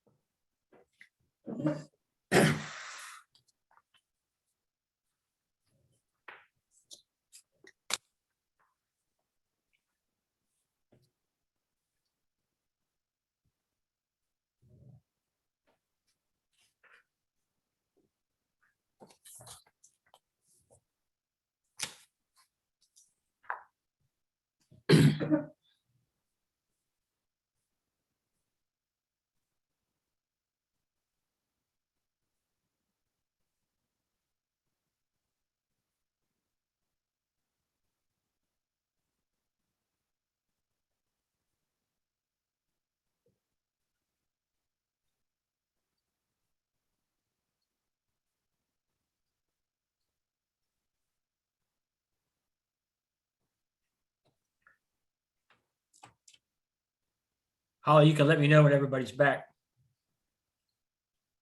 Okay, let me check. Back. I'm here. Looks like everyone's back, Mayor. Okay, so we got the general fund in front of us, and we'll do like we always do. I'm going to have Dale just give us a quick overview of, and we'll just take questions from council in order, page by page. But before we start, Peggy, I have to tell you, I did enjoy your compliment for Sharon and putting together that binder. It is easy to read the paper, and I'll just tell a quick story about Senator Miller's last day as the president of the Senate. When he was stepping down as president to go sit amongst the other senators, he looked down at all the senators, 47 of them, and they all had their iPads and their laptops, and that's how they do all their work. And he said, "My last request as the president of the Senate is, I want these documents in paper and I want a red pen." And that's what they gave him. So I'm kind of that school myself. So anyhow, Dale, you just want to give us a quick overview and then I'll turn it over to the council? Sure. Thank you, Mr. Mayor. And first of all, let me say thank you for that break. Much So if I could, Mr. Mayor, let me just give a quick overview of the budgets themselves. Then I'll talk about a couple key messages on page 1 of the general fund that everyone sees. In terms of an overview of the budgets, as you can see, we got the general fund, and after this, we're going to do the WRTP fund and then mitigation. The worksheets are similar as in the past, where you see for this year, fiscal year 2021, the first half of 22, and the proposal for 23. I believe we started it last year, but you'll also have definitions that you can see for each line item, and that will be on all the budgets that we review. finally, I wanted to mention in my overview that I sent out the town council these sheets hard copy on legal. So there may be a couple pages that don't match up exactly, but if anyone gets lost in using those hard copies, I'll be happy to walk you through them. So in terms of some quick key messages on this page 1, this is the total revenue for our general fund that the budget we are proposing for fiscal year 23. If we look at the very first line item, real estate taxes, you'll see it's the same number as fiscal year 22. I'm very comfortable with this number. You can see the trends have remained similar over the last number of years. In terms of the admission and amusement tax, I wanted to make town council aware our number for the projection for fiscal year 23 does include sports gambling. If you're wondering on interest savings, why the budget is so low, in simple terms, the rates are low, so that's why our budget is low. And then I just wanted to mention we've added a new line item that you can see at the bottom for federal grants. This is the expected second payment that we are expecting to see mid-year for the ARP funds. Mr. Mayor, that was it for my key messages on Okay. the revenue. I'll turn it back to Thank you. you, sir. And if the council has any questions on this first page, I'll begin with Valerie. Actually, Dale's really good. He hit upon a few of mine. This is what I had. I wanted to know if admissions and amusement reflected sports gambling. He hit that one. I wanted to, but the next one, state A&A tax distributions, a tax distribution from a state. What is this one, Dale? You want me This- to explain that one since I'm so Yes, near and dear to please, it? please, Mr. Mayor. Yeah, since you yeah, were yeah. really involved. When in the Senator Miller mode, when Mike was in his last session and his last months as a senator, he gave Chesapeake Beach a little gift, and it was basically he found a bill, he found a fund, and we're going to get $300,000 a year that began last year. This would be the second year. And it's guaranteed for at least 5 years, and then we'll see. Yours truly will lobby the state to get that back in there. But I'll just look up to the sky and say, thank you, Mike. For real. Thank you for the explanation on that, Pat. That helps. I just can't remember where it was coming from. One thing I noticed on here, and eventually we, as a town council and a mayor, might want to have a discussion. There's 0 fees for Bayfront Park. And so that obviously implies it's going to remain closed to those outside of Chesapeake Beach, their guests and first responders. And so I'm actually okay with that, but I do think it's an open discussion that we ought to have it sometime. So I just wanted to point out that I noted that we are expecting 0 funds from Bayfront Park admissions. On the speed cameras, is the increase expected to 90,000 because of the old Bayside camera? Or what's the reason for the increase? Based it on trends, we've been doing about 45 to 50,000, or excuse me, we're close to 50,000 year to date as of 12/31. So that's what the number was based on. On ramp fees, we can discuss that when we go over the various charges, permits and such that we have coming up the schedule of fees. Other than that, if I could suggest, the 2.9 million, the ARP grant, it'd be a great note to put that in there, just like that, add the note ARP group grant. I thought that's what it was, but I noticed that it was further on in our expenses. And so anyways, just maybe I could suggest popping a note in there for ARP.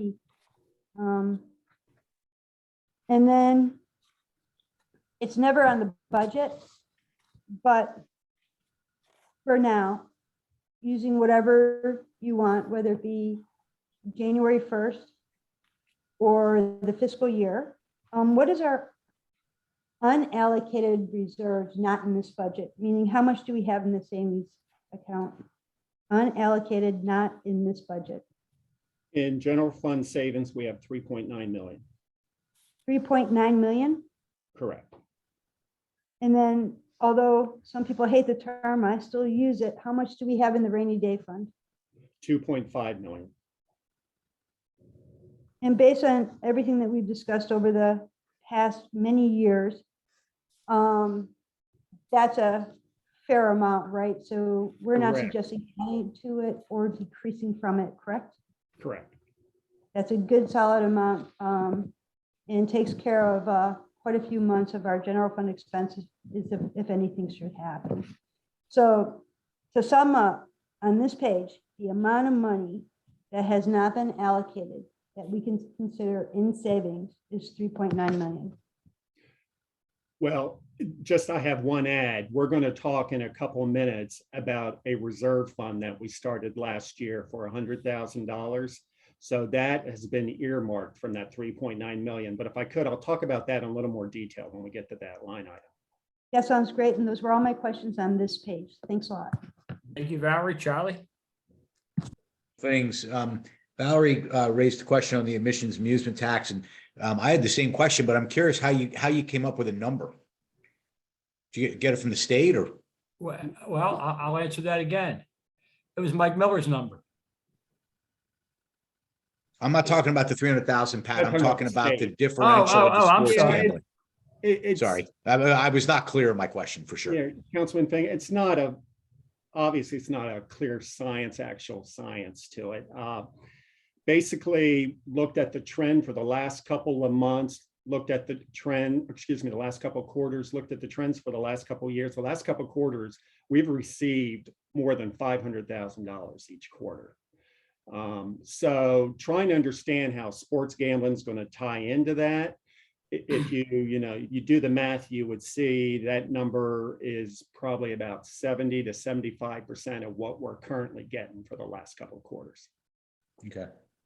I'm not really looking for a qualification other than you did some extrapolation that makes total sense to me. So I don't have any other questions about what's on here. I think we'll go from there. Thanks. Okay. Thank you, Charlie. Larry?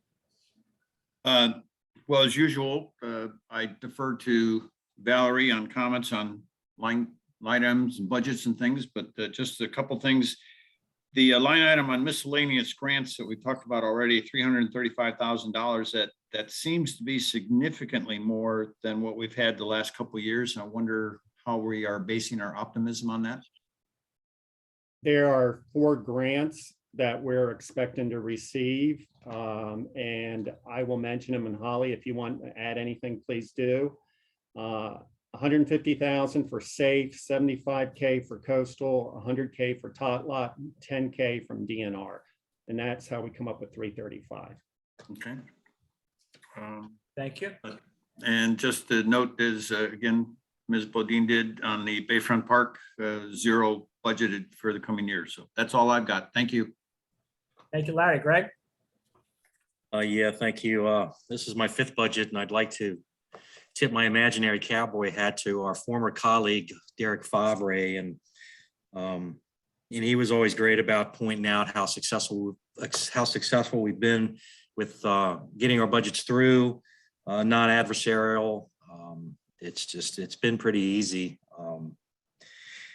The federal projects budget still amazes me. That's 2.9 million times 2. That's 5.8 million in 2 years that we're planning on getting. Correct, from the American Rescue. Yeah, Yes, and I'm not as familiar. Yes. Yes, it's for the and I'm not super familiar, and I'm not going to talk about it much here, Mr. Mayor, but I'm super interested in how the lose it or use it aspects of that, what they can be used for. I'm sure there's been planning going on. There's a lot of sidewalks. There's a lot of stuff there that it just seems plain as day that well, I know, I'm sure Holly's been looking at the uses, but anyway, I'll move on.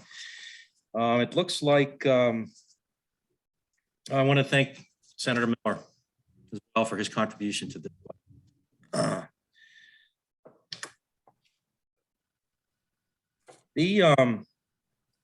what, I'm gonna keep this short and I don't think he can answer it, but, you know, I think backing out the 5.8 million windfall there, I'll call it.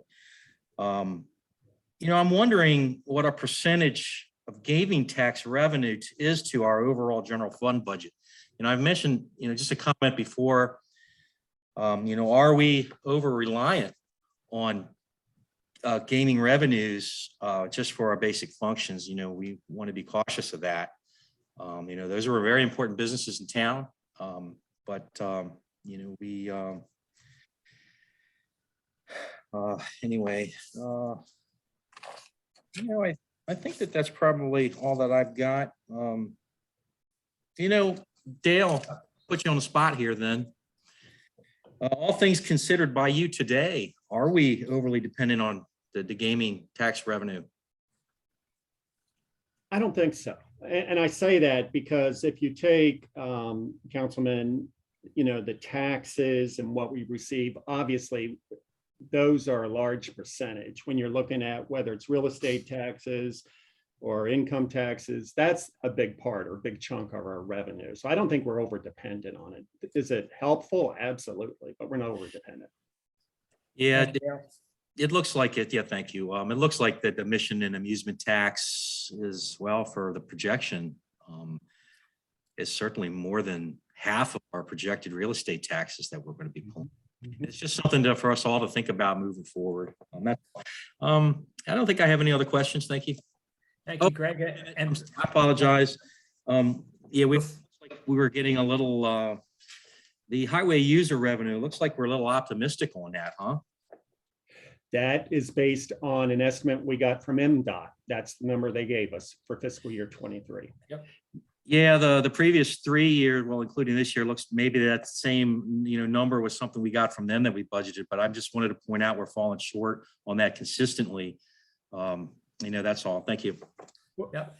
And before I go to Keith, Greg, for me as mayor and you as councilman, this is our 6th budget, sir. So you can pat yourself on the back 6 times.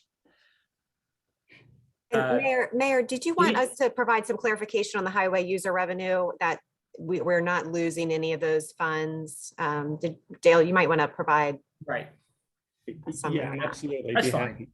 You want me to? I'd be happy to. So I think the point that Holly was trying to make is, although we may not have used the funds, when we receive the funds, highway user allows us to put it in a reserve kept, you know, with us, but they keep track of it. And we have up to 10 years to use those funds. So any funds, for example, that we weren't able to use last year, they're part of that reserve and funds that we can use moving forward. Thank you, Dale. Thanks. You're welcome. Keith, Thank you, Mayor. My questions have been asked and answered. very Thank good. you. Peggy. I'm good. You do. Well, I just want to say, don't go, Dale, don't go. I have no questions. All right, thank you. Let's go to page 2. Okay, if I could, Mr. Mayor. Just a quick word to the council. As you see, since we're going page by page, you'll see me kind of accelerate things a little bit. That's because we all have plenty of time to keep talking. We have a lot of pages. So Dale, a quick overview, and then we'll get right to the council. Yeah, and this on this page, Mr. Mayor, will be real quick because you'll see a lot of the expenses that we have budgeted for fiscal year 23 are very similar to 22. The only one that stuck out a little bit when you're looking at is continuing education, and we increased that due to more education and conferences. But I really don't have anything else on this in terms of key messages because the budgets are all very similar. Okay, very good. Yeah, well, you're right, and you know, hopefully our 6 roll at this, we're, you know, it's getting a little smoother for us all to understand and formulate. Peggy, I'll begin with you. I have a question on the increases actually on the annual software and the planning and zoning. So that one, the annual software is, well, it's up 20,000 from last year, which is, you know, almost 50% rise. And planning and zoning is up 10,000. Part of the budget for annual software is we're planning for some permit tracking software that's built into the budget. Oh, excellent. Okay. Great. And this is also covering our meter reading software, which is actually is live now. So this is part of the annual just maintenance on it. So that is the additional cost as well. Okay, very good, thanks. Okay. And the library rent grant. So is this the last year for that? Because they're supposed to be there in 2023, right? They're supposed to be in North Beach. Well, I may want to take that one too. We don't know when that library in North Beach is going to be open. And we do know that we're going to support that library as long as they're in Chesapeake Beach, and we'll just leave it at that. Great. And my other question was for the reserve, the new one, the recreational reserve fund. Is that for Kellums? Because that had 0 before. It's 4th from the bottom.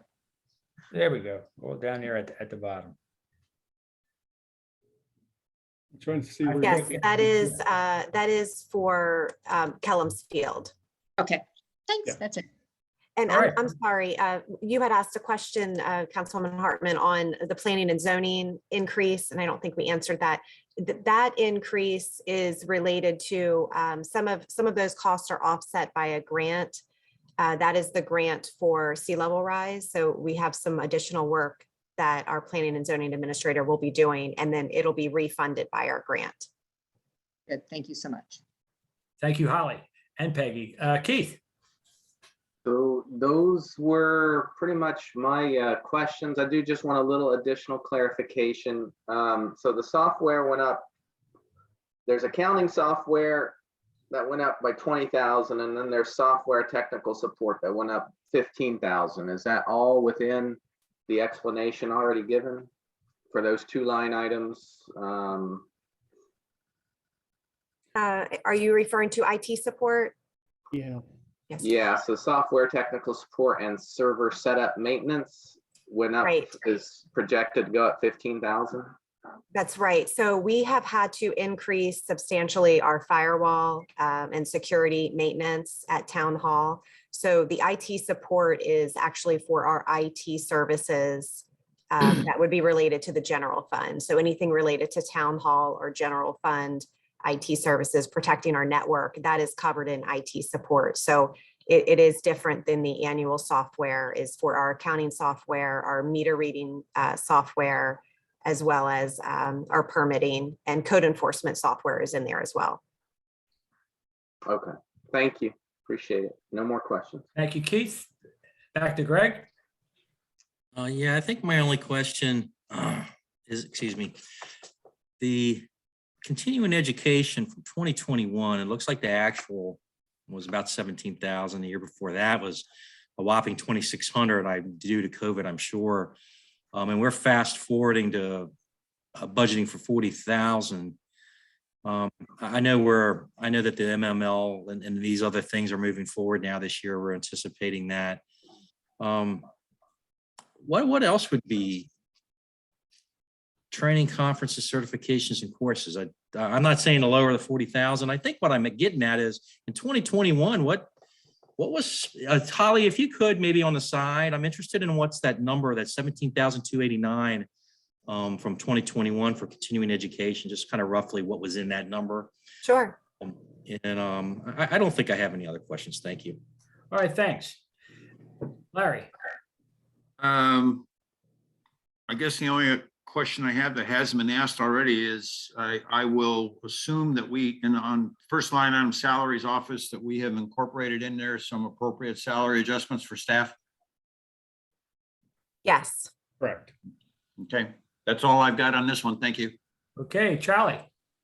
Yeah, my only big question was about the library, and that's covered, so I'm done.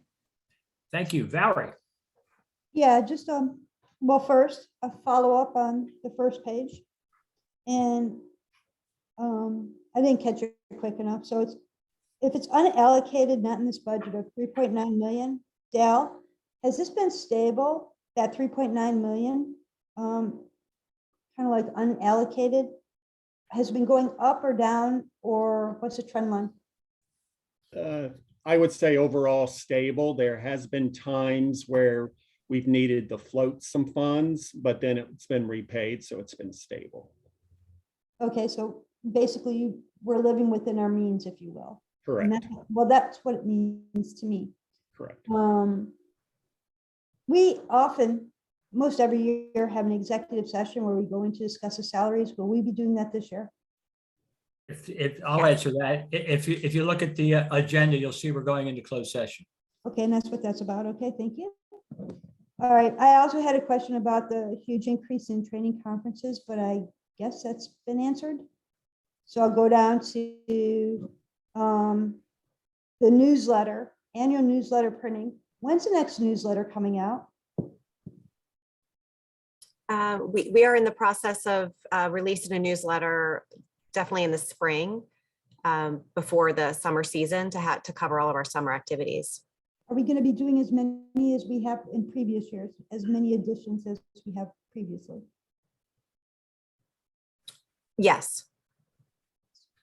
Okay, and so, all right, then the library's been covered.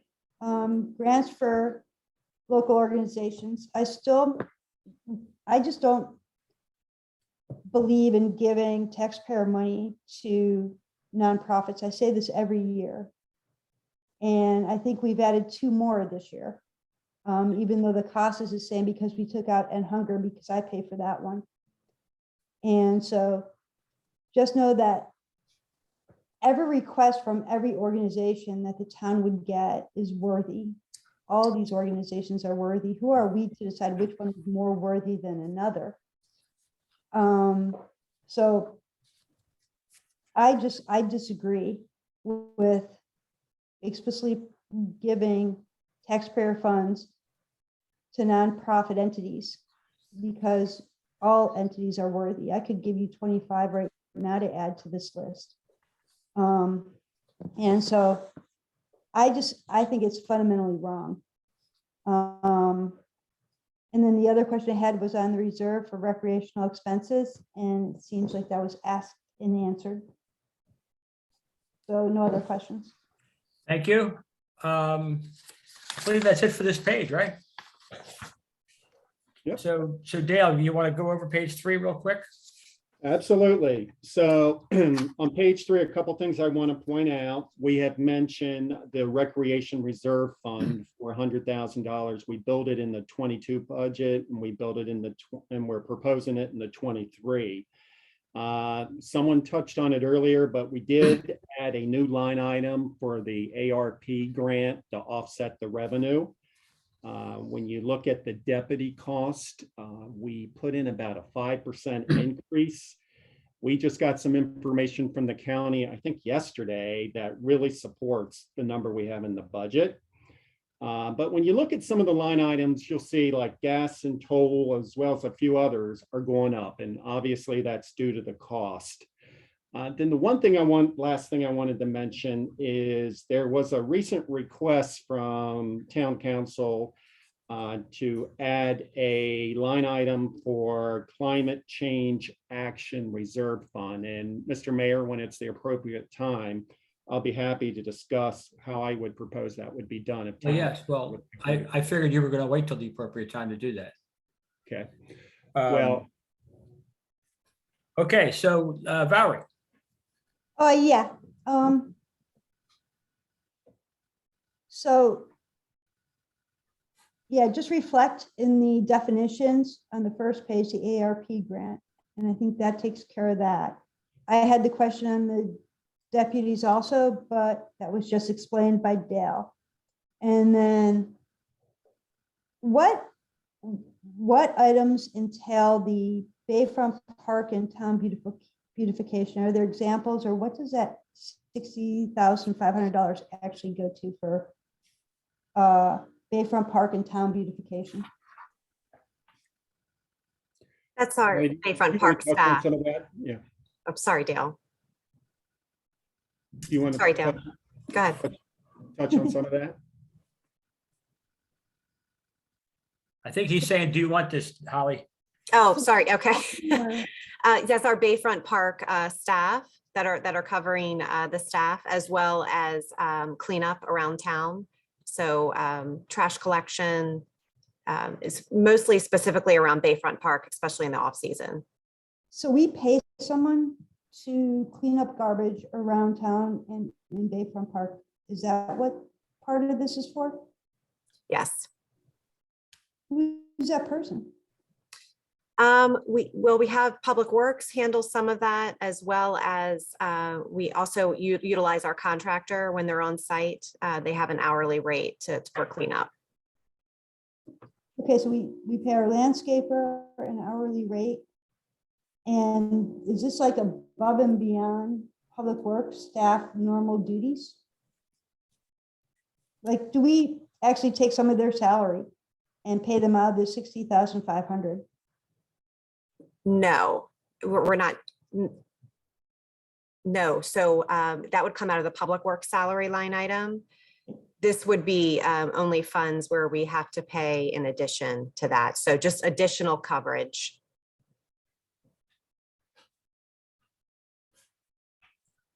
Okay, Salaries. Okay, Not salaries. additional coverage. I'm sorry, I don't mean to be confused. I'm just trying to figure out what coverage means in that sentence. Like, if it's additional people and we're paying for additional people, that's going to be like an hourly rate, isn't it? So it's an hourly rate when we're utilizing our contractor for Mhm. collection. However, the majority of this cost, probably at least 95% of this cost here in Bayfront Park and town beautification, is related to our Bayfront Park personnel that work at the beach during the season. Okay. I think I understand. And that was all the questions I had on this page. okay, very good. Charlie, And I have nothing additional on this page. Larry, Just a comment on the first item, economic development expenses. Economic Development Committee will work very hard to make sure that we utilize the $44,000 in the budget. good. And then I will defer to the mayor as when the appropriate time is to discuss the Climate Change Action Fund. That's all I've got on this. Yes, Dale's aware of that. Greg, Yeah, I think my only question is going to be regarding the deputy increase. A second here, let me find it again. Yes, thank you. I know that we're not through the current fiscal year, but I couldn't help but notice there's a disparity between the actuals and the budgeted. It's quite large on that one line item. I mean, I guess, yeah, I mean, if you compare it to proportionally to some of the other line items, have they not sent us some bills or something? Correct. They did not send us a bill until after 12/31, and then they sent us 3/4. Okay. And the modest increase is certainly fine. We're in a safe town. I think it's, anyway, only questions. Thank you. thank you. Keith, No additional questions. Thanks. all righty. Peggy, No additional questions. Thank you. very well. Let's go to the next page. Okay. And Dale, I'm not sure which page you wanted to address the issue that we spoke of about the climate change reserve fund. I'll let you figure out where you want to bring that up. But I interrupted your overview, so pardon Okay. me. Yeah, Mr. Mayor, I would like to do that when we get near the end, because we can talk about the other requests from town council and maybe combine the two at that time. There we go. But in terms of page 4, there's not a whole lot to say. I will say the good news is, if you've noticed, we have no more debt payments any longer in the general fund budget. Those are gone.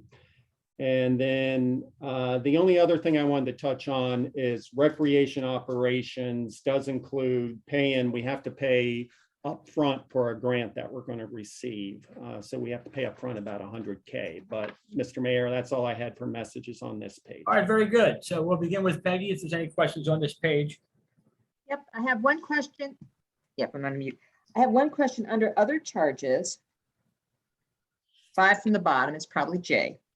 The storm drain inspection and maintenance, 20,000. That seems low. Is it not to clean the drains? Or is it just for any clogged drains? I mean, I know from North Beach, they had to clean their drains. It was like 100 grand. It's the same as last year's budget, but Jay, do you want to comment on that? Sure, we're just that good.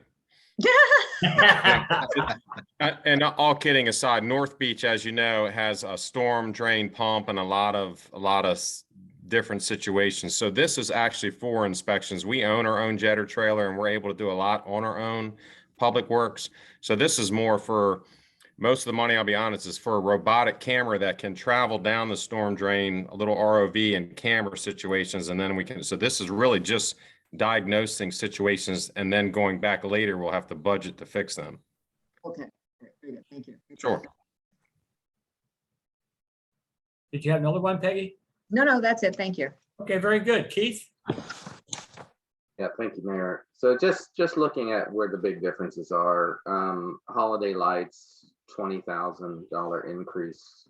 Can you just tell me a little bit more about that, or what the plan is for that expenditure? I believe the plan is to add some new light features on the bridge. Holly, were there any adds to that? That's correct. It's a new light features on the bridge. And then that also includes refurbishing and continuing to repair. We have a schedule of repairing our older vintage displays to keep them new. So that's included in that number as well. Okay, thank you. And would you explain more the recreation operations, just what's going on there? I see there's a note that says it includes 100,000 for grant expenses paid up front. Yeah, at times we have to pay the expenses for these grants we're going to get up front, and then we get reimbursed. So we build in the budget paying for that up front. So that's 100 of the 125. Okay. All right. And I think that's it. Thank you. Very good. Greg? Yeah, Dale, same question with the actuals. For the holiday lights, I presume there's some bill after we're taking everything down. That's not part of that number. But for the rest of the year, which I think the fiscal year that ends in the middle of this year we're in, are you planning on spending close to that 90,000 with expecting bills to come in? And there aren't any more other holiday lights per se, I don't think, through the middle of this year. Is that right? No, I can tell you as of today, we've spent 76,000. Okay. And does that include all of the final bills from your contractors for the holiday lighting we just went through? All but one. We're waiting for one additional bill for a refurbish of an older display, which should be about 4,000. So it's close. So you're talking about some adds to the lighting contracts then? Is that something we're going to see a little later this year for the upcoming season? You mentioned Our service lights. contract. No, well, I don't know. Just kind of going along the lines of the difference, for the increase there and what you're expecting. Those would be new displays. So for purchasing of additional displays. Okay. That's fine. I think my last question is the storm drain inspection and maintenance. We have 20,000 budget in our current year, and I see no money's charged against that. And I know that's a program that I thought I recall Jay explaining that they were going to slowly, systematically go through the storm drains and check them and make repairs along the way, as it's maybe budgeted for. Are we expecting to have some charges this year then against storm drain inspection? In other words, are we planning on doing some of that work this year for that line item? I can Jay, speak. Yeah, do you want to touch on that? Sure. So I've got 2 invoices now, and we have done some of this. We did some of it at the same time. We cambered some sewer lines along 261 from Veterans Park north to the plant. So I've actually spoke with Carla earlier and Dale. And there's some things that got line itemed under the utility fund that are actually going to go into the storm drain inspection. And I've got 2 invoices now that are going to go under it. So yes, we do plan on spending it. And we have spent some, and it's on me because I miscoded it. The infamous coding. Yeah. Look, thank you. That are my only questions. Thanks. Sure. Thank you, sir. And Larry?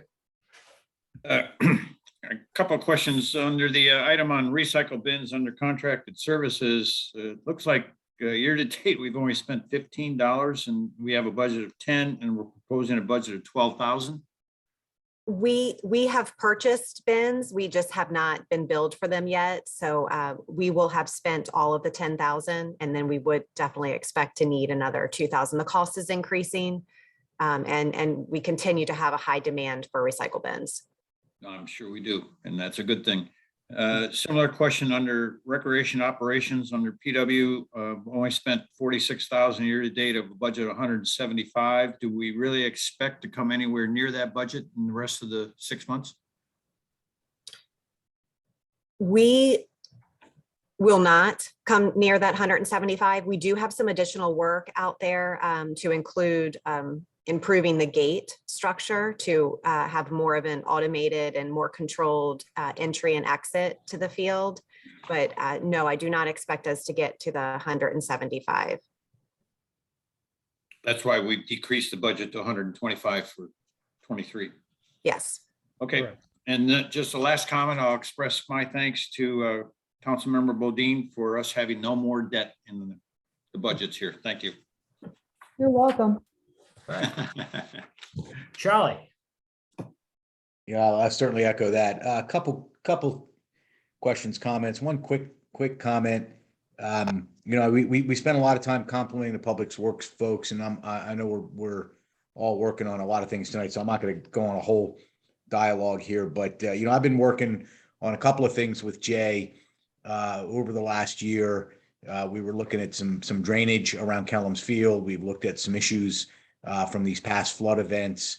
And, these guys are not messing around when they talk about some of the tech they have, and this camera makes me think of that, and how you can have these cameras walking through the drains and giving us information, and just impressive. Our public works guys deserve a shout out.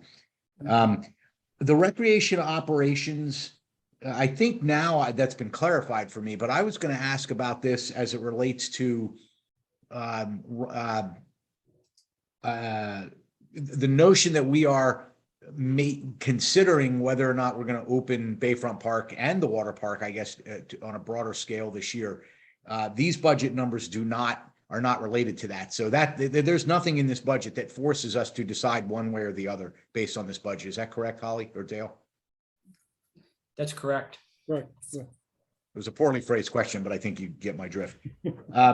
The only other question I have is on the utilities. How can we not assume that utilities are not going to be significantly higher, or was the 8,000 number in 2022 just already over budgeting? Because I mean, anything you look at seems like these numbers are going to be a lot higher. Yeah, I was trying to look real quickly, Councilman, where we were year to date. It's pretty low year to date, if this is right. Well, this is through 12/31, what you're looking Right. at. But we are at about $4,000 year to date. Okay. So that would be as of today. Okay. So it's from a budget perspective, I think it's in line. We are continuing to update to LED, so that is helping with the cost as well. okay. All right, good. Thank you. Okay, thank you, Charlie. And Valerie? Oh, yes, I have 2 comments and 2 observations. My 2 comments. We all remember a few months back, maybe it was just a month ago, who knows, when we were going through all those snow events and how good Public Works was. And we said, whatever you need. And so I'm really happy actually to see a budget increase, which is strange for me. So tree trimming and removals it went from 10,000 to 20,000. You go down just a little bit further, snow and ice removal. It went from 40,000 to 50,000. Those were budgeted. And I can't think of anything more worthwhile and to show such an effect of them having adequate funds, adequate resources, backup parts. We had that whole conversation. And I think the budget reflects what we discussed a few town council meetings ago. So I'm really happy to see that.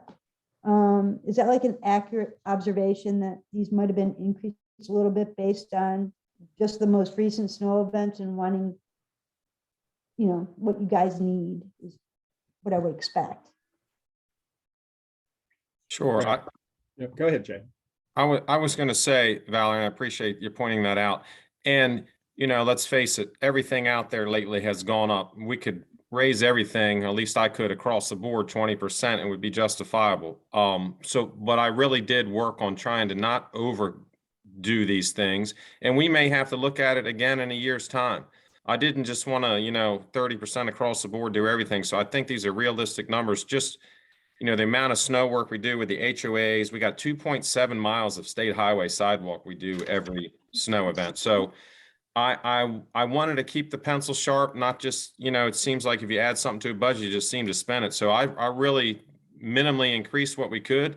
And I trust in the council and mayor the way it's been for me at my time here. Next year, if we got to relook at it, we will. But I just didn't want to throw a high number this year. And, you know, maybe every 6 years we go over snow removal, but you don't want to plan a budget for something that happens every 5 to 6 years. So I appreciate you seeing that and the support that you guys give us to do what we do. I remember one of the reasons you had to bring in contractors, if I'm not mistaken, for the tree trimming was because, you know, you couldn't get to the equipment you needed to get to, or Sure. people couldn't get to where they need to be. And so even Sure. that, I'm just thrilled to see. Now my two observations, and I'm glad you didn't, you know, just do a 30% across the board, thought about it. This is really well done. Two observations. One is, I cannot think of a program in Chesapeake Beach that gets more bang for the buck than Hvac. $6,900. What a bargain for the amount of people that it affects, with the fifth graders and everything else. $6,900 is a bargain. And we're blessed to have that group in town. And I'll mention what was mentioned earlier as my second observation. This is the first budget that since I've been on council for 17 years, where I will turn the page and see no debt service. It's a wonderful feeling. So the general fund is debt-free, and that's amazing. I don't think there's many municipalities in the state of Maryland that can say that their general fund has no debt. So well done. And those are my comments on that page. And thank you, Valerie. And I'll before I go to page 5, I'll just say you're correct about the debt. And you know, it's something that we know. I don't know that the citizens, you know, think a lot about it, but we know we did, and it's a legacy accomplishment. So I thank everybody for that and the support that we all get with that. Okay, page 5. It's a little one, Dale. Anything you want to? Yeah, just real quickly, Mr. Mayor. So we have built in the proposed budget about 1.5 million, which for capital expenditures, that's what you see as the bottom line number. And then you can see all the line items that we earmarked for potentially spending against that 1.5 million. We received, after we published the budgets, 2 requests from town council. Mr. Mayor, if I could, I'll talk about the capital expenditure one first. And then when we're finished, I'll be glad to circle back to the other one regarding the reserve fund. Go for it. But in terms of the request that we got from town council was to take 100,000 from the 400,000 from sidewalks and create a new line item called pedestrian access and safety. We absolutely could do this if it's the desire of town council. We would put it in the updated documents, but as you see, we heard about the request after the publishing, so it's not on this document. So, Mr. Mayor, that's all I have on capital expenditures. And if I could, I'll turn it back to you. Okay, well, why don't you, you mentioned the other now. You want me to go ahead and touch on that? Sure. Yeah. So the other request that we received from town council, and I touched on it briefly before, was to create a new create a new fund. And bear with me, let me just grab my notes here.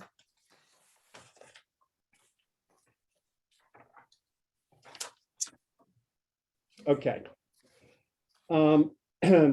So it would be a new fund called Climate Change Action Reserve Fund. And what I would propose to town council, what we would do is we would set it up similar to the Recreational Reserve Fund. So basically what that would mean is there would be a line item in the budget and the funds would be, I touched on this earlier, but earmarked and taken from the general fund savings that we have at 3.9 million. We have currently taken 200,000 away for the Recreation Reserve Fund. So we would have about 3.7 in our GF savings, if you will. It's just being earmarked against it. Since these funds would be pulled against the general fund savings account, my recommendation as the treasurer is that we would do 250,000 for the first year implementation. And if it was the desire of town council, we could continue to do that, moving forward. I would say from a budget perspective, the way we would do this is we would offset that expense with a revenue reserve in the revenue section. So that's my comments, Mr. Mayor, on this too. Okay. I'll turn it back to you. Okay, thank you. And I think I'm with Valerie. Mhm. Okay. Yeah, I just have a few questions on this. My first question is the rebuild West End boat ramp and the marina. So we just redid some boat ramps. And I think, in my opinion, we made a mistake by accepting a grant for those, which made us now, when we go over our fees, charge for the boat ramp usage again. So how does this differ from what we recently did? And if we're redoing a boat ramp, are we going to do a floating dock to take care of water rise and storm events, like the floating ones that we have also? Or is this something different? I can speak to that if you like, Holly, since I that'd be great.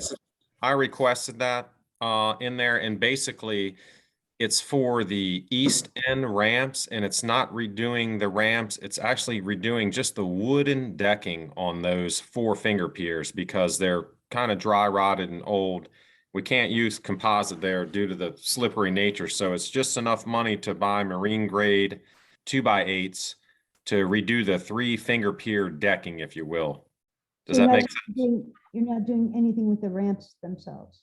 Correct, and not retrofitting or anything at the level of the ADA ramp or anything like that. It's just replacing the existing wooden decking. This year, we went over there and replaced a few boards here and there, but it's at the point, if you ever get a chance, go look at it. We just need to redo the whole decking. Okay. Second one, since we were talking about funds, what's in our current reserves for our dredge fund? Currently, it's about 200,000, but as you may recall, we're getting about 600,000 from DNR in a grant that will replenish what we had in it. Where would that be reflected in the budget, the dredge fund? It's not. It's not, because it's not an expense or, okay. Yeah. Yeah, it's always good to have the complete picture. And with the climate change reserve fund of 200 or 250,000, what is that going to be used for? Well, I think moving forward, it's something that, municipalities on the water need to address because we have to be real about the future. And probably to answer your immediate, question is, I think that both Larry and Keith are working on some ideas about how to, spend some of these funds immediately on this, and that will address that later, or that'll come up in a work session later, I'm quite sure, so. Okay. Yeah. I mean, it doesn't hurt to have a reserve fund for something. It's just kind of good to know what it's earmarked for in a way. Other than that, I had no questions on this page. Thank you. Charlie? Yeah, Mr. Mayor, should I talk at all about the additional line item If you wish to, yes. that I requested? So this is, again, not shocking to anyone, but our committee is working on some tangible things, working on some design for signage and wayfaring and guiding where the town wants to point pedestrians. And it seems more appropriate to me to explicitly line item those funds. My committee members also suggested it. And that's the idea of this line item. We will not, we're not trying to add money to the budget. We're just, rather than having sort of sidewalks being a little more amorphous, we'd like to really mark this chunk of money for that purpose. So that's the goal of adding this line item. Happy to address any questions about that if that's appropriate at this point. Other than that, I have no other questions on Thank you, the Charlie. rest of this. Yes, sir. Larry? I'll just clarify, and then I'll defer to Councilmember Keith on the climate change action reserve fund. The purpose of doing this is, I think as the council is aware, we've created a flooding and sea level rise steering committee, and Planning Administrator Chris Jakubiak is already working on a plan to move that forward to address some of the short-term and long-term issues.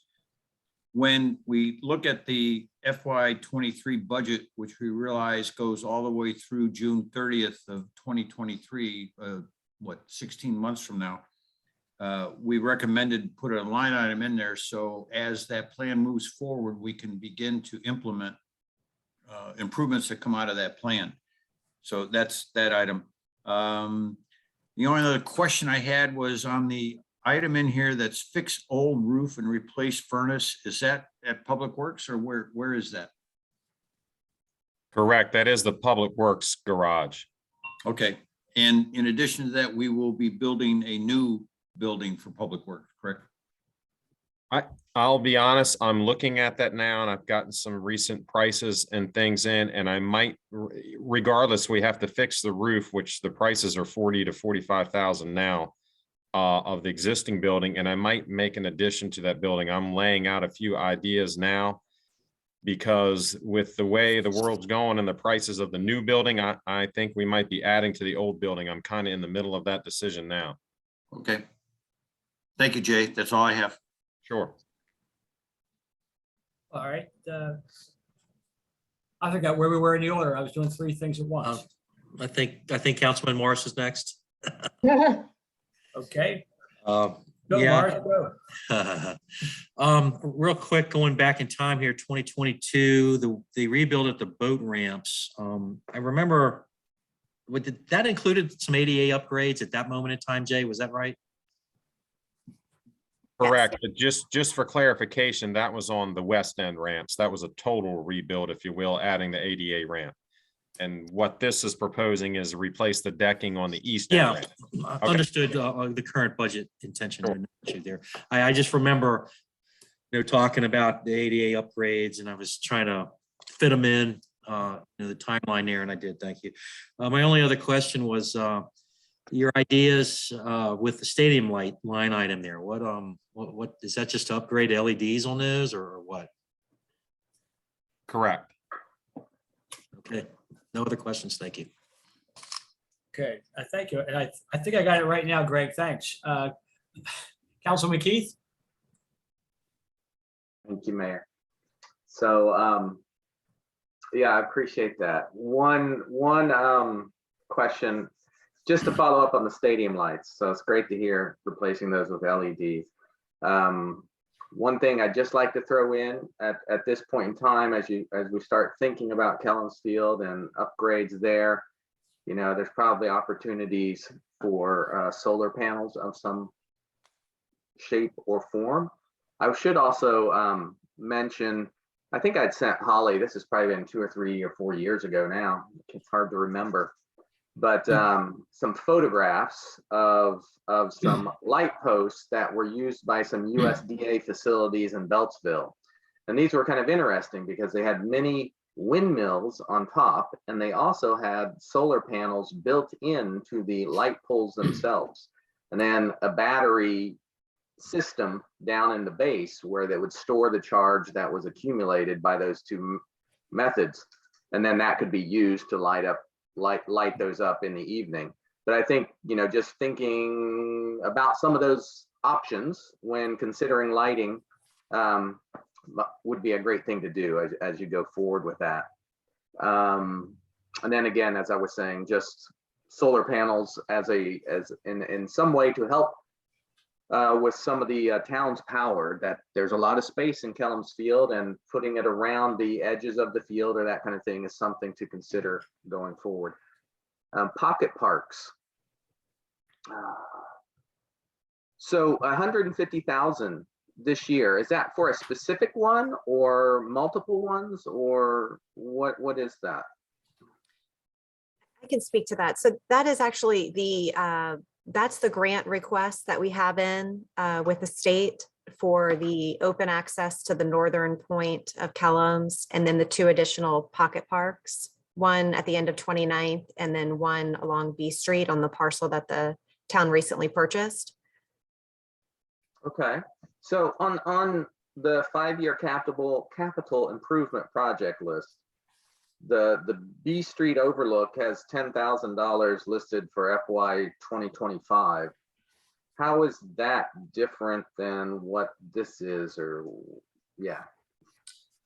Right, so the expectation is that we would come in with a phased in approach. So right now, that specific location at B Street needs fencing, gardens, seats. So the thought would be that we could come back in also at a later date to add more features to the pocket park at that specific location.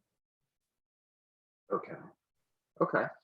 All right, thank you. And then the other thing that I was struggling with trying to just reconcile, and you can help me with, is see if I can find it. So multi-purpose vehicle under capital expenditure breakdown.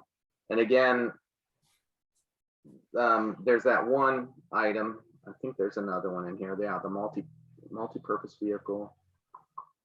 And then on the 5-year sheet, there are, I believe, 3 vehicles listed, one for 55,000, one for 80,000.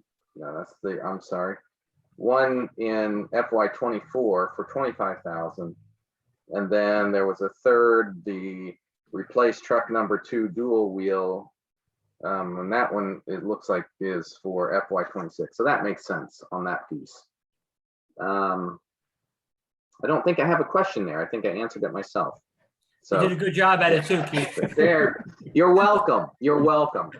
Anyway, that's it for my questions on this page. Thank you.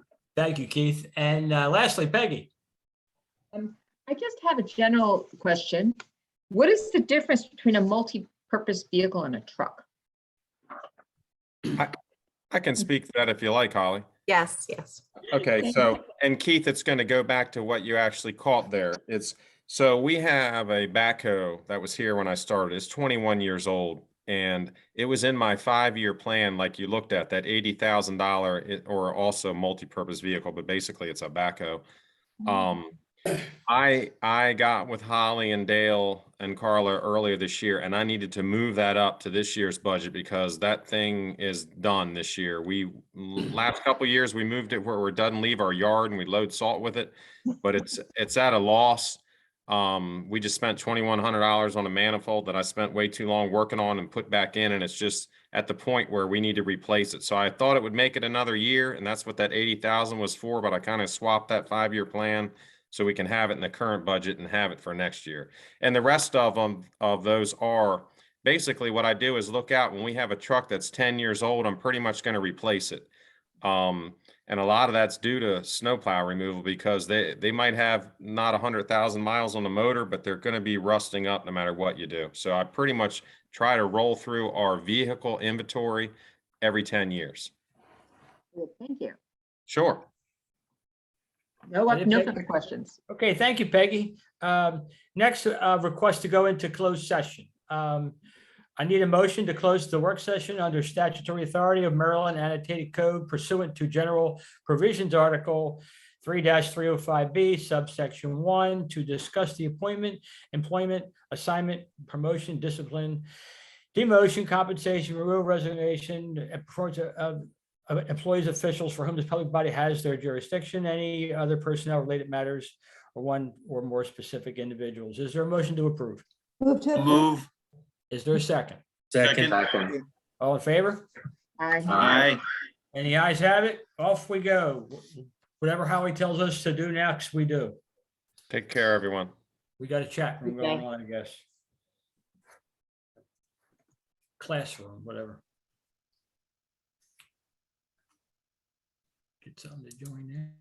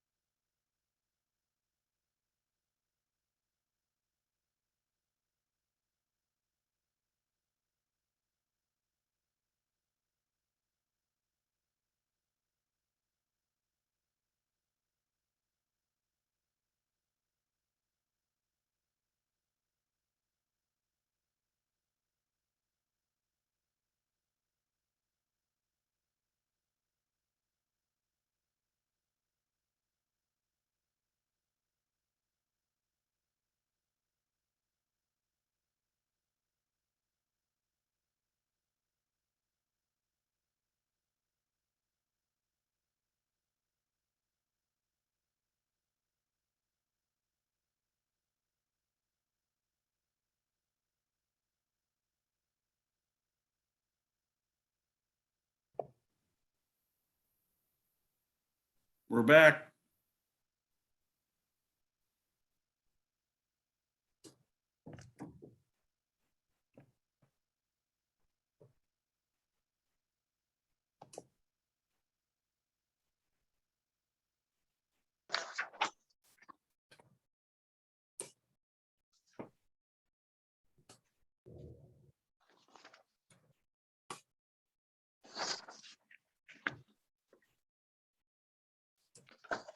Okay, I'm back. We're at schedule fees, Holly? Yes. Okay, great. Any overview we want to give the council on this? Yes, so I probably should provide the overview on this, Mayor. So you will see some rate changes in our schedule of fees, primarily related to permitting and review. And this was completed and recommended after review with our planning and zoning administrator. And this is really just based on the true cost to the town to provide review of these items. Okay, any questions from council on that? If so, I'll begin with Valerie. If not, we'll move on. Yes, I have a question Mhm. and discussion for public boat ramps. So the way I'm reading this, the in and out ramp for municipal residents would be the same whether it's motorized or unmotorized, right? Correct. The reason we have to charge went from 0 to 750 is because we accepted grants from the state. Is that correct? That's correct. And I apologize. I'm noticing an error. The rates have not changed, and I will correct this sheet. So it should say 750 for this current fiscal year as well. Is I there any? apologize. No So problem. there's no change from the current fiscal year. Is there any reason we can't bring down the in and out ramp and give our Chesapeake Beach residents a break to $5? From 750 to 5. Mhm. I will look into that and see if I can do that. Because I remember last year's explanation was that we had to charge something that was almost like a schedule provided by the state based on where else they gave grants or something like that. My point is, I would like it to be $5 or even less. And so I'll be making that recommendation since we can't really do it at a work session unless I can. No, we understand, and I think we all want to charge our people. As we were all disappointed when the state told us that we had to charge. Let's put it that way. But at least So, a specific we're gonna thing, look at it. let's say $5. Thank you for the recommendation. Other than that, I have no comments on this. Okay, anybody else on council? Charlie, Larry, Greg, any, as we go down, or? Yeah, I have a quick Go question. ahead. We're going to go in order. Am I good? Go ahead. No, you're good. Go ahead. Yeah, I see we're also lowering the Maryland resident fees at the ramps. Is that because they need to be the same as what we're charging? Okay, yeah, understood. That's correct. We have to have the same rate for everyone. And I will correct this sheet and send it back over to council. But again, the rates are not changing. So we're saying 0 and then now there's a fee. It was the same fee this current year. Sure. I see we're looking at charging $50 for the recycle bin replacements. How does that, that's probably not at your cost, I'm guessing? That is actually the exact cost. We rarely charge for bins. Typically, we will distribute a bin to every homeowner and only charge if they're requested in excess or multiple bins. Oh, I see.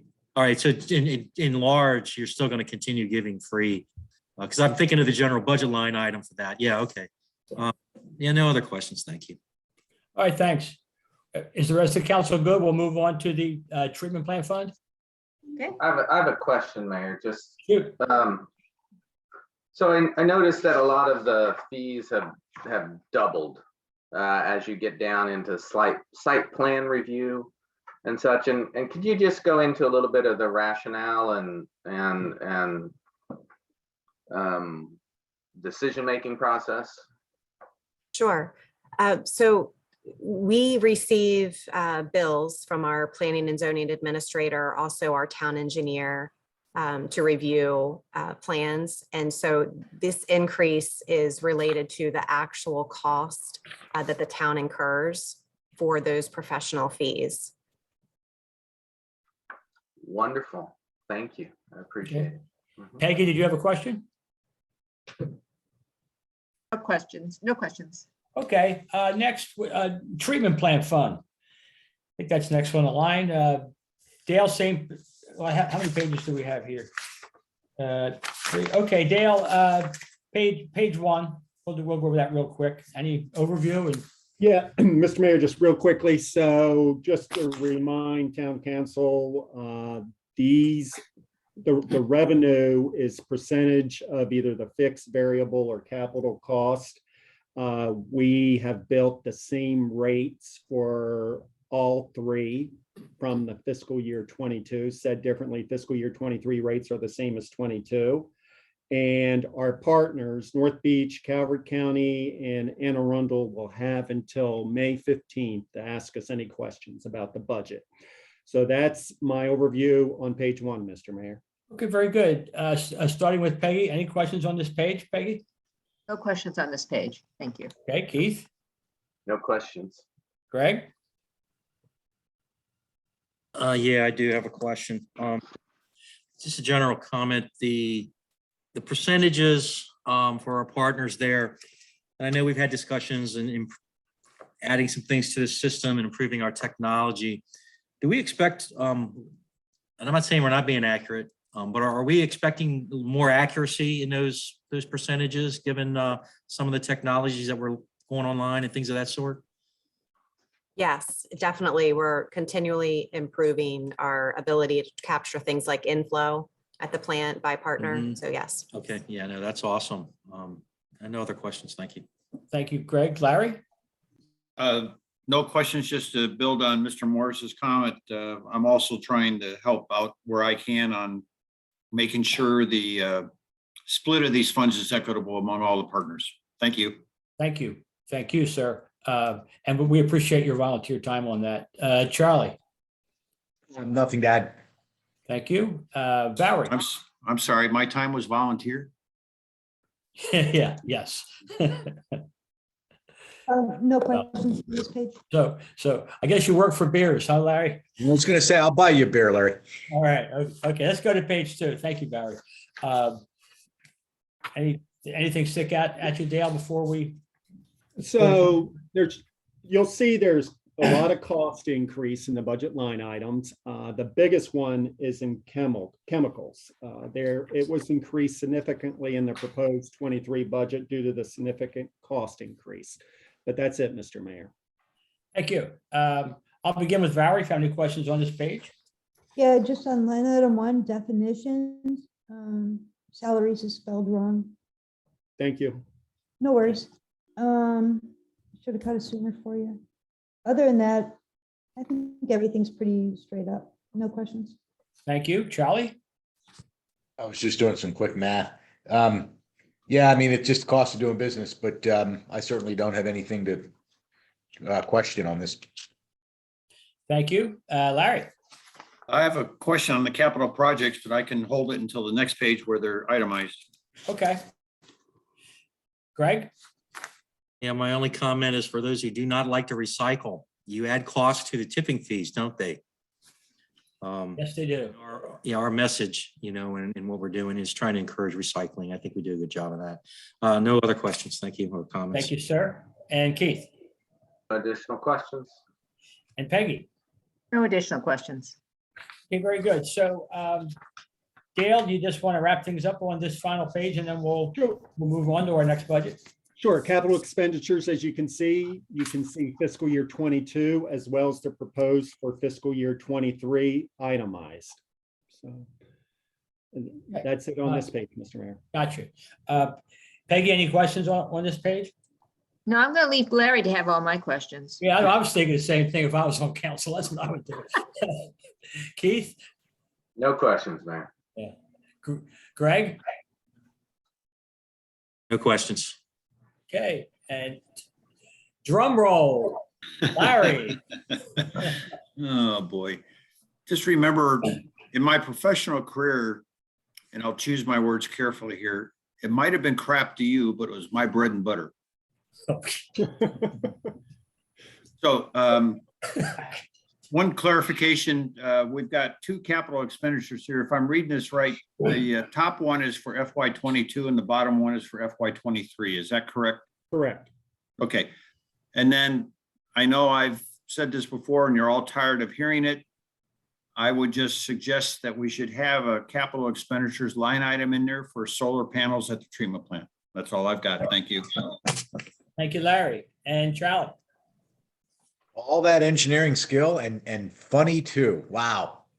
Nothing else to add to that though. All right. And Valerie.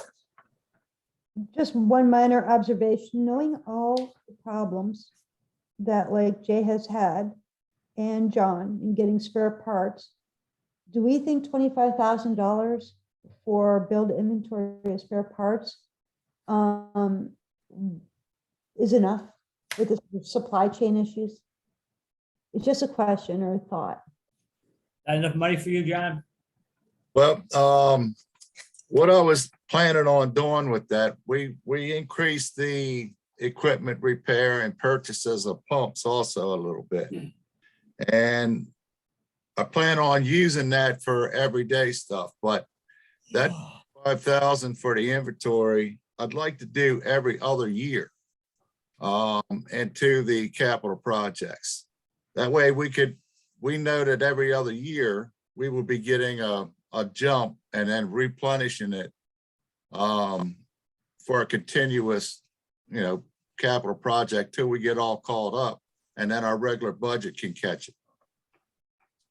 Yeah, I think if you ever want, I think a good way to have that reflected is the way that we have done capital projects where we do year on year on year on year. So we show what we're going to do in 2022, 2023, 24, 25, 26.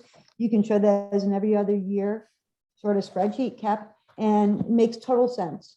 And so, and I'm sure if any need came along, you'd come to us and we'd be totally supportive. So I got it. Okay, thank you, council. Thank you, John. Next, staff to present the FY23. I'm going to call it the Derek Favre Mitigation Fund, because we all know right now Derek will be getting ready to make a remark about the mitigation fund. So anything, Dale, that sticks out? You just want to plow right through? Yeah, this? just Will real you go quickly, Mr. Mayor, as you can see, we have very little activity, only budgeting a few line items. We did add a new one this year for miscellaneous plannings based on a request from Councilwoman Bodine. But other than that, that's it, sir. All right. Okay, very good. I'll begin with Valerie. Okay, so my question or comment for the miscellaneous plantings, is that explicitly for the Tree City Initiative? Correct. Okay, do we need to add a note to that effect that this is for Tree City, or just leave it the way it is? We can. Fine the way it is. Yeah, however you want to do it. Okay, so just so the town council knows, the idea behind this is the green team is going to be going for, and the town of Chesapeake Beach, obviously, for Tree City USA. The cost of that, there's 4 requirements. We can go over them some other time if you like. But one of the requirements is $2 per capita. And so we intend to do a minimum of $2 per capita and plantings around town, and hopefully coming up with a specific free program, if you will. And so that's what that's about. Okay, thank you. We had Charlie? I have nothing to add to this, but Valerie, that's a kind of a neat idea. I wouldn't mind talking about that offline, because I think there maybe is an opportunity to coordinate locations of plantings with some of the things that we're doing in our committee.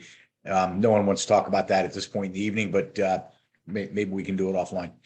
Absolutely. Well, you know, you're going to want trees around your sidewalks. I got you. Okay, thank you. Larry?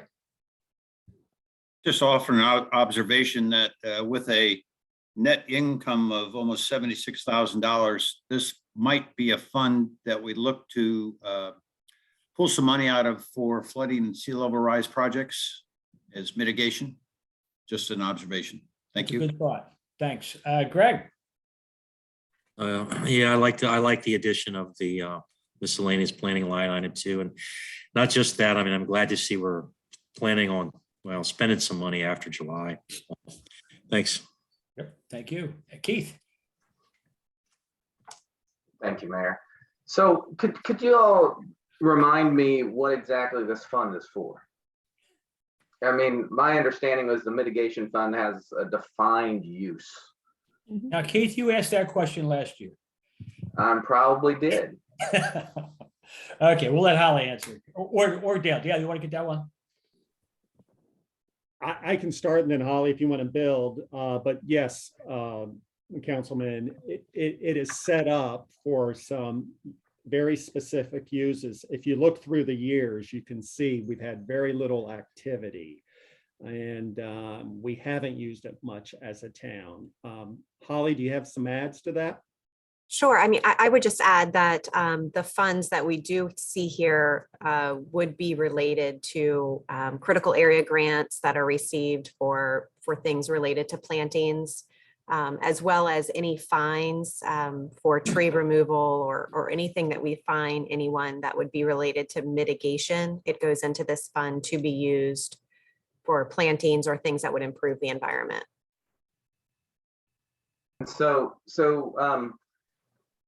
I know at one point there was like our community had applied to the town to be able to plant some plants here in the Chesapeake Station HOA from the mitigation fund. So and we were this was the previous administration allowed to do that. Is that something that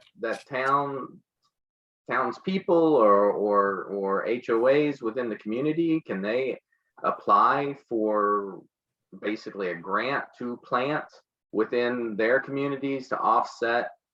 Would that be considered a suitable offset for or mitigation for some of the where this income comes from?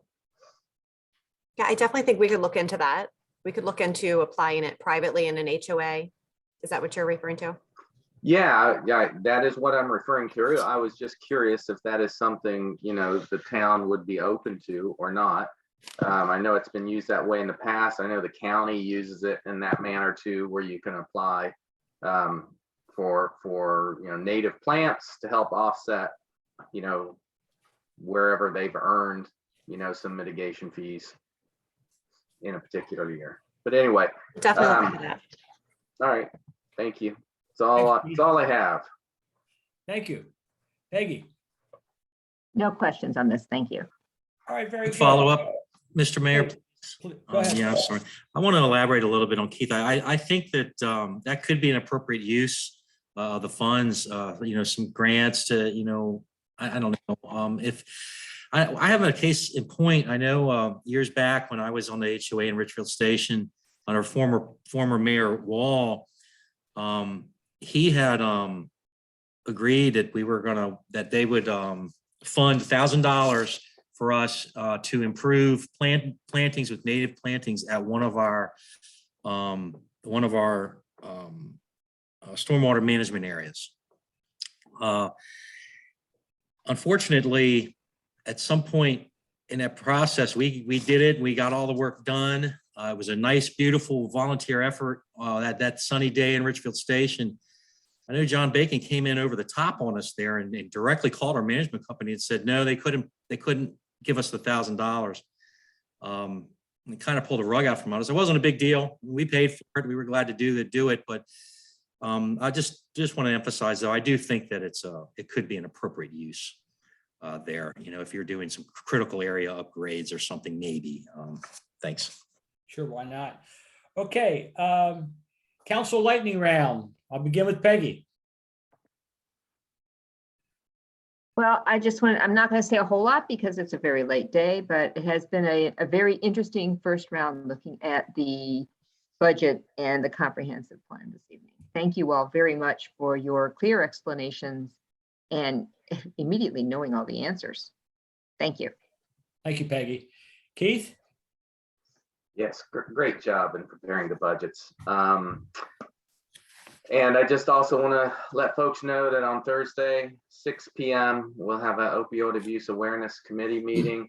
We're going to be going over some of what we know, or as much as what we know about the health fair at that point in time. But I know we're going to be stepping away from the planning portion of that a bit, and Holly has graciously taken on some of those duties with some of our other partners. So we really appreciate that. But and I want to talk to you a little bit more, Charlie, just to give you more of an update too outside this. So, all right, thanks. Y'all have a great evening. Very good. You too. And Greg? Yeah, Elsie around town, Dale. I'm certainly going to miss you. And I'm in full concert with Valerie's comments. I'm not looking forward to replacing you. And I'm definitely a fan of these virtual meetings. I don't have to drive home after this. That's a plus. Looking forward to, I'm looking forward to not only moving forward or moving the comprehensive plan forward, that is. Looking forward to not only moving the comprehensive plan forward, but also to all of the good work that lies ahead because of it. With the discussion tonight, I can see beyond the comprehensive plan for the first time. I think, just me personally, all of the good work that's opened up by it and the opportunities to do good work. And I'm a firm believer that there's always good work to be done. And I would just encourage town administration and the mayor to lean on folks that want to volunteer and make a difference. We're all signed up because we want to, we're extroverts, and we want to help and we want to make a difference in practical ways. Looking forward to that. That's progress lies ahead. So, thank you. Thank you, Greg. And Larry? Well, I think we set a record here tonight at 3.5 hours. It's the longest one that I can remember. So thank you everyone for hanging in there. Wanted to also thank Chris Jakubiak, Chairman Larry Brown, and the planning and zoning members for the work that they did on the comprehensive plan. I will say I think we've got a long way to go before we actually get that in place. And I'll just echo the sentiments, Dale, thank you so much for all your efforts. I can't imagine what this is going to be like next year with the new person for work on the budgets, and town hall staff, Holly and everyone, for all the work that went into putting these budgets together. Thank you. Thank you, Larry. Charlie? Yeah, it's my fourth or fifth budget cycle. I can't remember. It definitely for me gets a lot easier to understand it. But it just reminds me we have a great team. So I get a little punch drunk this late at night and make jokes, but having the kind of input that Valerie provides and her level of detail on a lot of these items and her experience on a lot of these items is fantastic. And having Larry on the water treatment and on it goes, and Greg and everyone who provides the experience and the input. So it's great. It's a good model. Just to wrap up, with all due respect, Greg, I would much rather go to Traders than go home, but I guess we'll have to have the virtual meetings just a little longer. You Yeah. can still go to Traders. Thank you, Charlie. Valerie? It's been a long time in coming. I'm just absolutely thrilled that our general fund is debt-free. That is such a cool thing to be able to say. And it's no minimal effort, and y'all were a huge part of it. Other than that, look forward to the comprehensive plan just progressing. I thought the budgets were really well done this year, and that's all I have. Y'all have a great evening. Thank you. Mr. Mayor, may I? Go ahead. Very quickly. Hey, what if we get T-shirts that say our general fund is debt free and we all wear them to MML? Absolutely. It is yours. No, Charlie. MML's where I go to beg people for money. You want to go in there with a raggedy old shirt saying I'm broke. Having said that, is there a motion to adjourn? Move to adjourn. Second. All in favor? Aye. Aye. And the Good ayes night. have it. Thank you, Great everybody. meeting. Good night, Thank everyone. you. Bye. Good night.